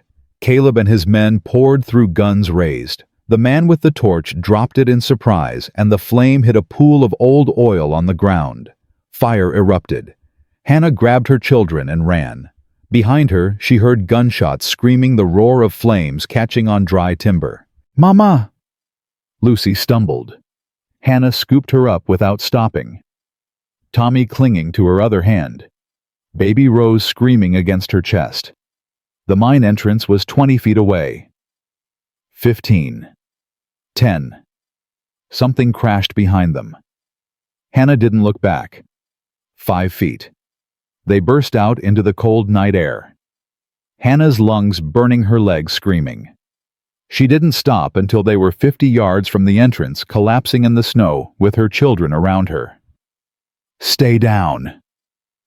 She covered them with her body as more shots rang out inside the mine. Then silence. Hannah raised her head. Smoke poured from the mine entrance. Nothing moved. "Caleb."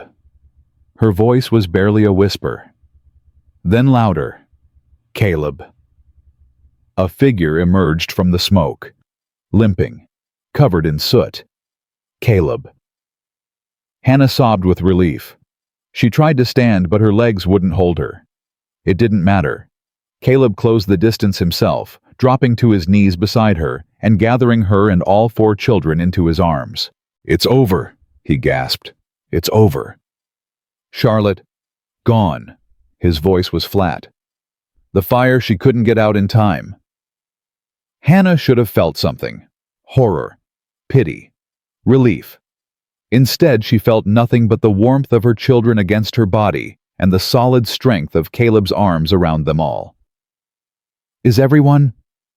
She couldn't finish. "My men got out. Her hired guns are either dead or runnin'." Caleb pulled back, checking each child with shaking hands. "Lucy, Tommy, Rose, you're safe. You're all safe." "Mr. Thornton." Tommy's small voice cut through the chaos. "You came to save us." "Of course I did. Like a hero in a story." Caleb's eyes met Hannah's over her son's head. Something passed between them, grief and relief, and love and terror all tangled together. "Not a hero," Caleb said quietly. "Just a man who couldn't bear to lose his family." Tommy frowned. "But we ain't your family." Caleb looked at Hannah, looked at Lucy clutching his coat, at Baby Rose reaching for his face, at Tommy pressed against his side like he belonged there. "Ain't you," he said softly. And for the first time since Charlotte's letter arrived, Hannah let herself believe they might actually survive this. All of them. Together. The days after the mine burned down were a blur of doctors, sheriffs, and questions Hannah couldn't answer. The county sheriff rode out from Silver Creek with 2 deputies. He took statements from Caleb, from Hannah, from every ranch hand who'd been there that night. He examined what was left of the mine recovered, what was left of Charlotte and her hired men, and wrote his report in careful, emotionless script. "Self-defense," he concluded. "Clear case. Woman was disturbed, planned to murder Mrs. Mercer and her children. Mr. Thornton and his men acted to save innocent lives. No charges would be filed. No investigation would follow. It was over. Except it wasn't. Not really." Hannah woke screaming 3 nights in a row.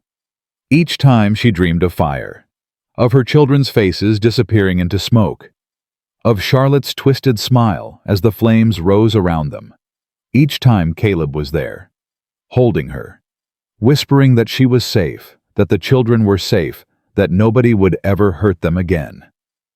"I believe you," she'd say, trembling in his arms. "I do, but my body hasn't caught up yet. It will.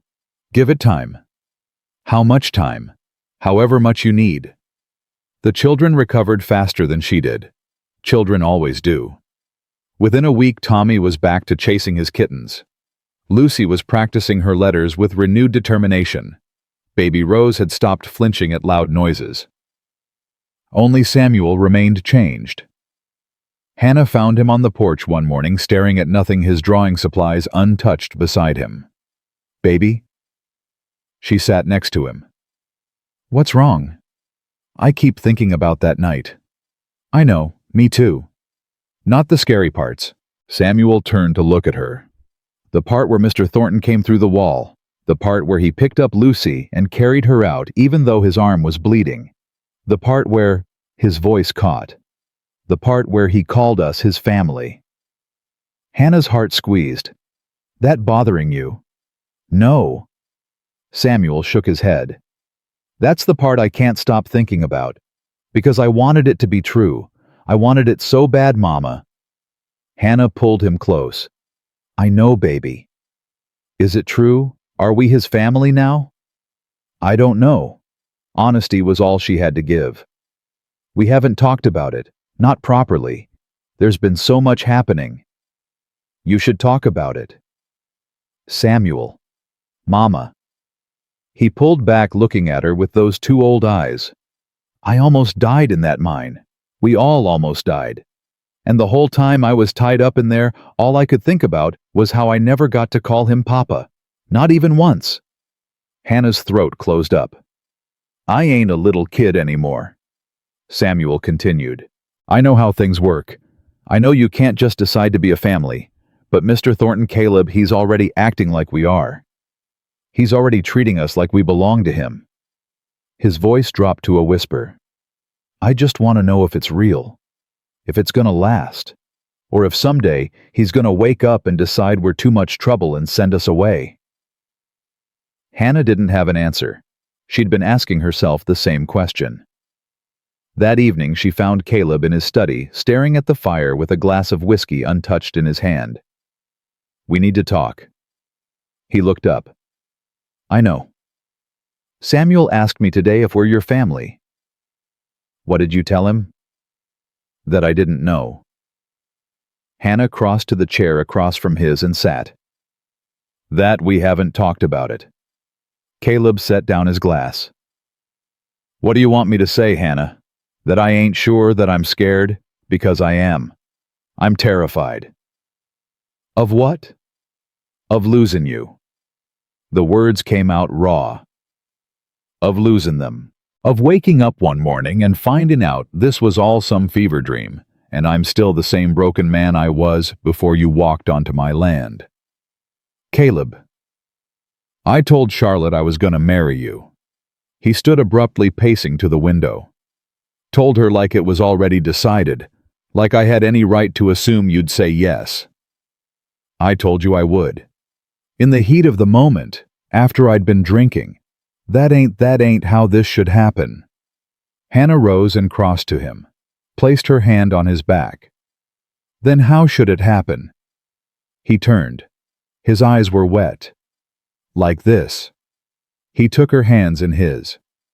Hannah Mercer. I ain't got pretty words. I ain't got poetry or promises I'm sure I can keep. All I've got is a ranch that's too big for one man, a heart that's been broken so long I forgot what whole felt like, and 4 children who already feel like mine, even though I got no claim to 'em. Hannah's breath caught. I want to build you a house. His voice shook. By the lake where the sunrise hits the water just right. I want to watch your children grow up.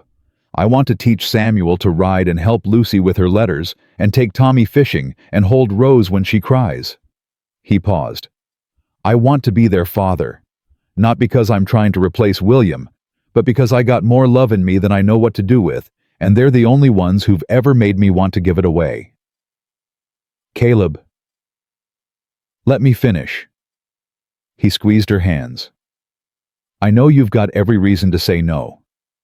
I know I'm damaged goods. I know there's a woman buried in that mine who proves just how badly I can misjudge people. But I'm asking anyway, Hannah. I'm asking you to take a chance on me. To let me be your husband. To let me be their papa. He dropped to one knee. Marry me. Please. Hannah looked down at this man, this stubborn, scarred, beautiful man, who'd run into fire for barn cats and stood down entire towns and saved her children from a burning mine. Yes. The word came out steady. Sure. Caleb's face transformed. 8 years of walls, 8 years of armor crumbling in an instant. Yes. Yes. Hannah pulled him to his feet. Yes, I'll marry you. Yes, you can be their papa. Yes to all of it. He kissed her then, and it tasted like salvation. The wedding was small. Just family, really, which was all either of them wanted. Reverend Clark came out from Silver Creek, along with Mrs. Patterson Wallace and Jacob. The children stood at Hannah's side, scrubbed clean, and dressed in new clothes Caleb had ordered special from back east. Samuel held the ring. Do you, Caleb Thornton, take this woman to be your lawfully wedded wife?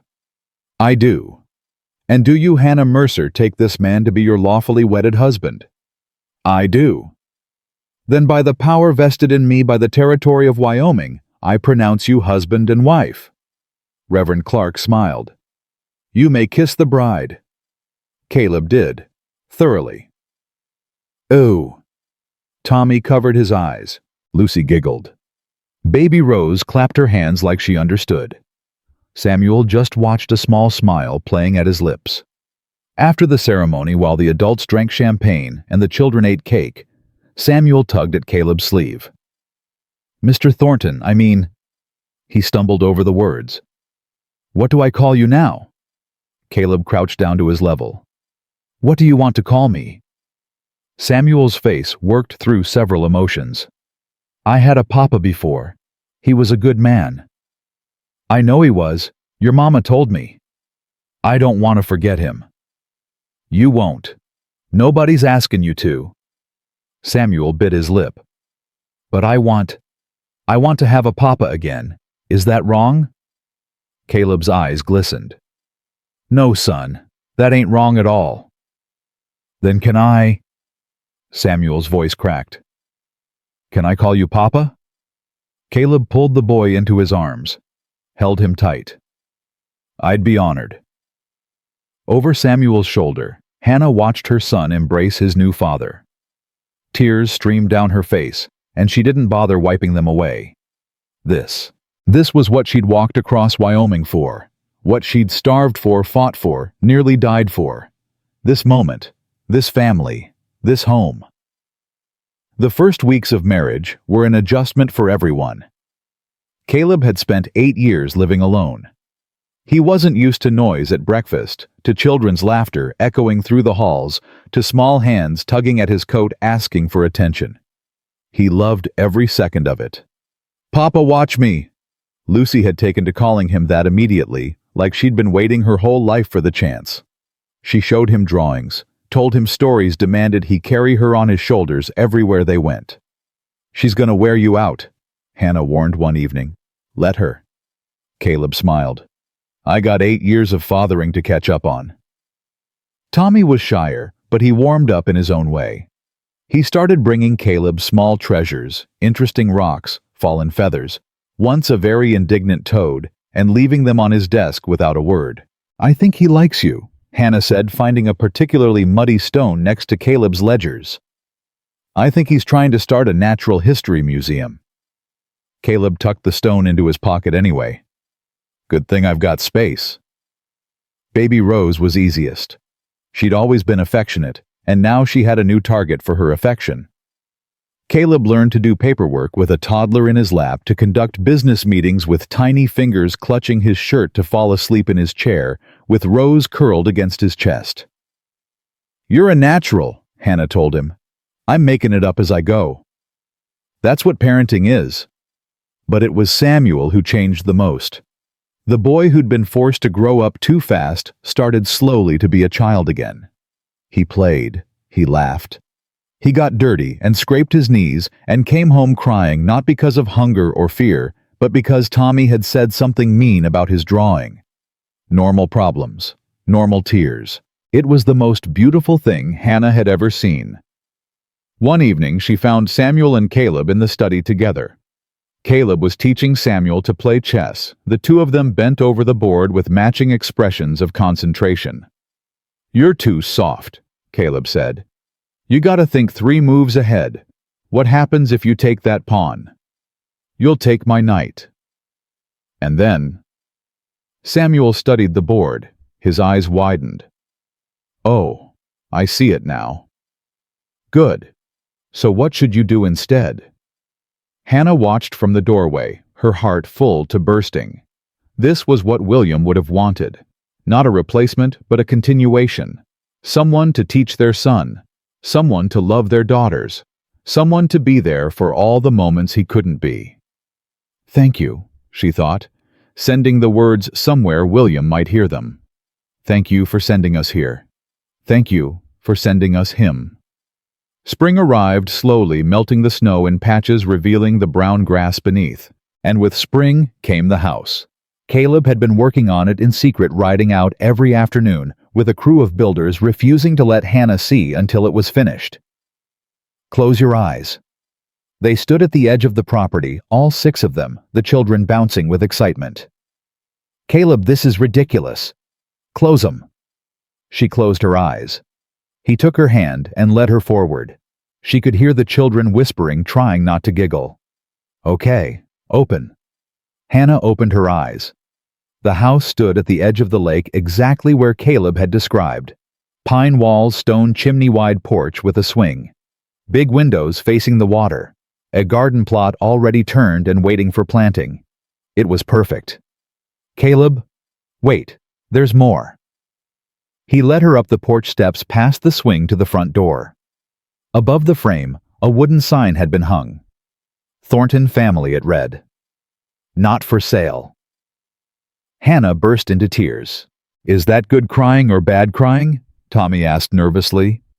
Good crying? Hannah managed. Very, very good crying. Caleb pulled her into his arms. Welcome home, Mrs. Thornton. The children swarmed around them, hugging whatever legs and arms they could reach. Lucy was crying too. Tommy looked confused but happy. Baby Rose was trying to eat her own fingers. And Samuel stood a little apart, watching with shining eyes. Papa? Caleb looked over Hannah's shoulder. Yeah, son? Can I see my room? Caleb smiled. It's the one with the window facing east, so you can watch the sunrise. Samuel's face lit up. He ran into the house, the others following, their voices echoing through rooms that had never known a family's warmth. You built this for us, Hannah whispered. I built this for us, Caleb corrected. All of us. Together. When did you even have time? Every afternoon for the past 3 months. Drove Wallace crazy with the secrecy. He pulled back enough to look at her. I wanted to give you something, Hannah. Something that was yours, ours. Not something inherited or borrowed or temporary. It's perfect. It's home. She kissed him then, right there on the porch of their new house, with their children's laughter ringing through the rooms and the spring sun warming their backs. It was home. Finally, completely home. The town came around eventually. It started with small things. The baker's wife nodding to Hannah on the street. The general store clerk calling her Mrs. Thornton without sneering. The blacksmith's daughter asking Lucy to play. Then bigger things. An invitation to Sunday dinner from the doctor's wife. A request for Hannah to join the church quilting circle. A suggestion that perhaps maybe there might be a position on the town council for Mr. Thornton if he was interested. What changed? Hannah asked Mrs. Patterson one afternoon. Charlotte's gone. The housekeeper shrugged. And you stayed. When someone gets knocked down as many times as you did and keeps getting back up, eventually people start respecting it. Or they just got bored with the gossip. That too. But Hannah noticed other things. The way the townspeople looked at her children, now not with suspicion or pity, but with something like affection. The way they asked after Samuel's drawings, after Lucy's letters, after Tommy's kittens, after baby Rose's first steps. Her family had become part of the community, not despite the scandal, because of how they'd survived it. One evening, Reverend Clark paid a visit. I wanted to thank you, he said, sitting in the parlor of the new house with a cup of coffee in his hands. Thank us for what? For showing this town what courage looks like. He smiled. We've had our share of hardship out here. Droughts diseased the mind collapse that took so many husbands and fathers. But we'd forgotten how to stand up for each other, how to protect our own. I didn't do anything special. You walked across Wyoming with 4 children in winter. You took work when no one else would hire you. You stood up to a mad woman who wanted to destroy everything you'd built. And through all of it, you never stopped believing that things could get better. The Reverend shook his head. That's not nothing, Mrs. Thornton. That's faith. The real kind. Hannah didn't know what to say to that. Later that night, she told Caleb about the conversation. He's right, you know. Caleb pulled her close in their bed. You're the strongest person I've ever met. I'm not strong. I just didn't have a choice. Everyone has a choice. You chose to keep going. You chose to hope. You chose me. He kissed her forehead. Those ain't small things, Hannah. Those are the biggest things there are. She fell asleep in his arms, warm and safe and loved. And for the first time in 2 years, she didn't dream of fire. Summer came and with it a celebration. 1 year since Hannah had walked onto Thornton land, with nothing but 4 hungry children and a spine of pure steel. 1 year since Caleb had heard a boy ask him not to take his food. The whole town came out for the party. Tables were set up by the lake loaded with food from every kitchen in Silver Creek. Music played. Children ran. Adults danced. A year ago, I was sleeping in a broken barn, Hannah said, watching the celebration from the porch of her house. Afraid every night that my children would freeze.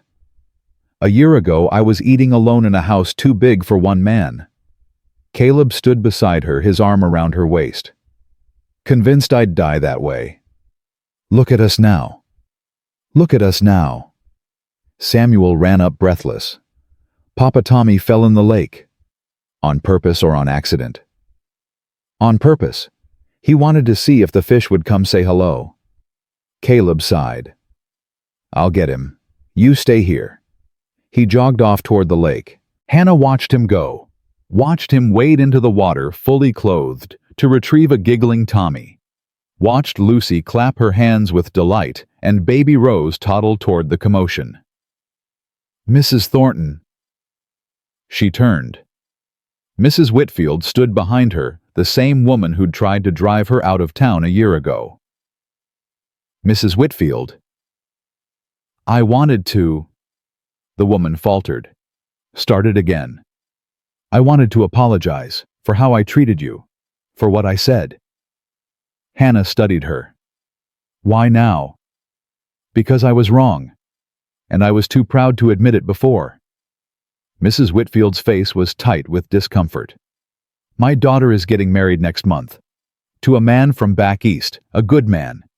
But she almost didn't accept his proposal because she was afraid of what people would say, afraid she wasn't good enough for him.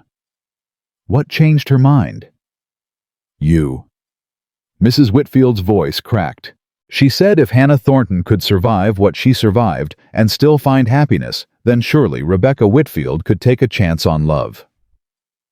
Hannah didn't know what to say. I'm not asking for forgiveness.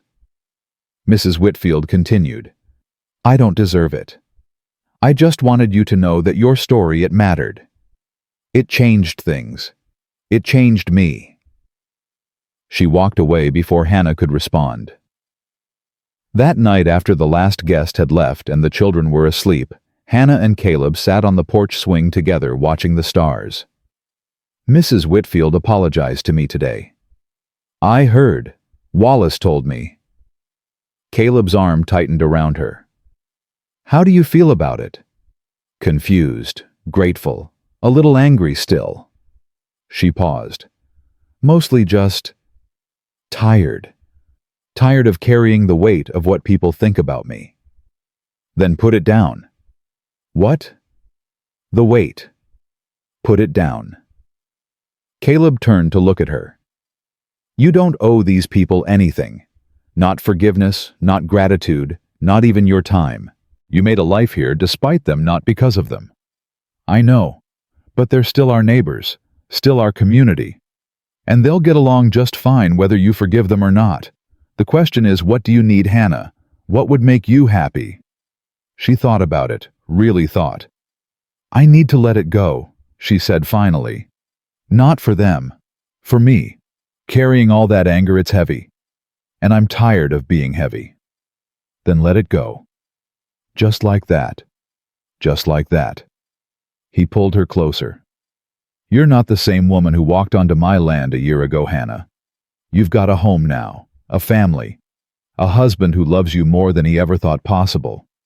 He kissed her temple. You can afford to put some things down. She leaned into him, letting his warmth seep into her bones. He was right. She could afford it now. She could afford so many things she'd never imagined. Autumn brought changes. Samuel started school in town. Really started with proper books and proper teachers and children his own age who'd never known him as that poor Mercer boy. Lucy turned 5 and demanded a party with cake and presents and all the important people, which turned out to be the barn cats, the horses, and Caleb. Tommy announced he wanted to be a veterinarian when he grew up, a word he'd learned from the doc in town who'd come to check on a sick calf. And baby Rose said her first real sentence. Papa home. She said it every evening around sunset, toddling to the window to watch for Caleb's horse. Papa home, she'd ask. Papa home. And every evening, Caleb would ride up, see her small face pressed against the glass, and his whole expression would transform. I'm home, he'd say, sweeping her into his arms. Papa's home. One evening, Hannah found him crying, not sobbing, just quiet tears sliding down his weathered cheeks as he sat in his study, holding one of Samuel's old drawings. Caleb, what's wrong? Nothing. He wiped his face roughly. Nothing's wrong. That's the problem. I don't understand. I spent 8 years believing I'd never have this. He held up the drawing, the one from that very first day, the stick figures holding hands. Believing I didn't deserve it, that Charlotte was right, that I wasn't enough, that nobody would ever want to build a life with me. Hannah knelt beside his chair. And now, she asked softly, now I've got more than I ever dreamed of. A wife who loves me, children who call me Papa, a home that's actually a home. He shook his head. I don't know what I did to deserve it, Hannah. I really don't. You were kind. She took his hand. You saw a bleeding boy and didn't look away. You gave a starving family food without asking anything in return. You defended a woman's honor to an entire town. She squeezed his fingers. You earned this, Caleb. Every bit of it. He pulled her into his lap, burying his face in her hair. I love you, he whispered. More than I knew I could love anything. I know. She stroked his back. I love you too. They sat like that for a long time, holding each other while the fire crackled and the house settled around them, and their children slept safely in their beds. Winter came again. The first anniversary of the night, everything changed. Hannah woke before dawn as she always did. But this morning, instead of starting breakfast, she stood at the window and watched the snow fall. A year ago, she'd been terrified of this sight. Snow meant cold. Cold meant danger. Danger meant another night of wondering if they'd survive to see morning. Now snow meant something different. It meant Samuel would come bounding downstairs demanding hot chocolate. It meant Lucy would insist on building a snowman. It meant Tommy would try to catch snowflakes on his tongue, while Rose watched from the window, too small yet to play in the cold. It meant Caleb would pull her close at night, and they'd fall asleep listening to the wind, warm and safe and together. Penny for your thoughts. She turned. Caleb stood in the doorway, hair tousled from sleep, watching her with soft eyes. I was thinking about last year. About how different everything is. Good different. The best different. She crossed to him, wrapped her arms around his waist. I thought I'd lost everything when William died. I thought my life was over. But it wasn't over. It was just waiting. For you. For this. He held her tight. I thought the same thing when Charlotte left. Thought love had beaten me, that I'd never recover. And now I know better." He pulled back, cupping her face in his hands. "Love didn't beat us, Hannah. Love saved us. It just took us a while to find each other." Footsteps thundered overhead. The children were awake. "Mama, Papa, it's snowing." "We know, baby," Hannah called back. "Can we go outside? Please, please, please." Hannah looked at Caleb. He grinned. "Race you to the door," he said, and took off running. "Cheater!" She chased after him, laughing. They burst out the front door together, the children spilling out behind them, everyone still in their nightclothes, snow swirling around them like a blessing. Samuel threw a snowball at Caleb's back. Caleb spun around in mock outrage and chased him across the yard. Lucy tried to catch snowflakes on her tongue. Tommy declared he was going to build the biggest snowman in Wyoming history. Rose clutched Hannah's leg and laughed at everything, understanding nothing except that her family was happy. Hannah watched them, her family, and felt something settle into place inside her. A year ago, she'd walked across Wyoming with nothing but 4 children and a prayer. Now, she had everything. A home. A husband. A family that had been built not from blood, but from choice, from kindness, from the simple, radical act of refusing to give up. Caleb caught her eye across the yard, Samuel squirming in his arms, both of them covered in snow and grinning like fools. "Happy," he called. "Yes," she called back. And she meant it. Completely. Finally. Forever. Because in the end, that's what love was. Not the absence of pain or the promise of ease. It was the choice to keep going. To keep hoping. To keep building even when everything you'd built before had burned to the ground. Hannah Mercer. Hannah Thornton now had lost everything once. Her husband. Her home. Her faith that the world could be kind. But she'd found it again. All of it. In a silent rancher with a wounded heart. In a boy who drew pictures for strangers. In a family that had chosen each other again and again, through fire and fear and everything in between.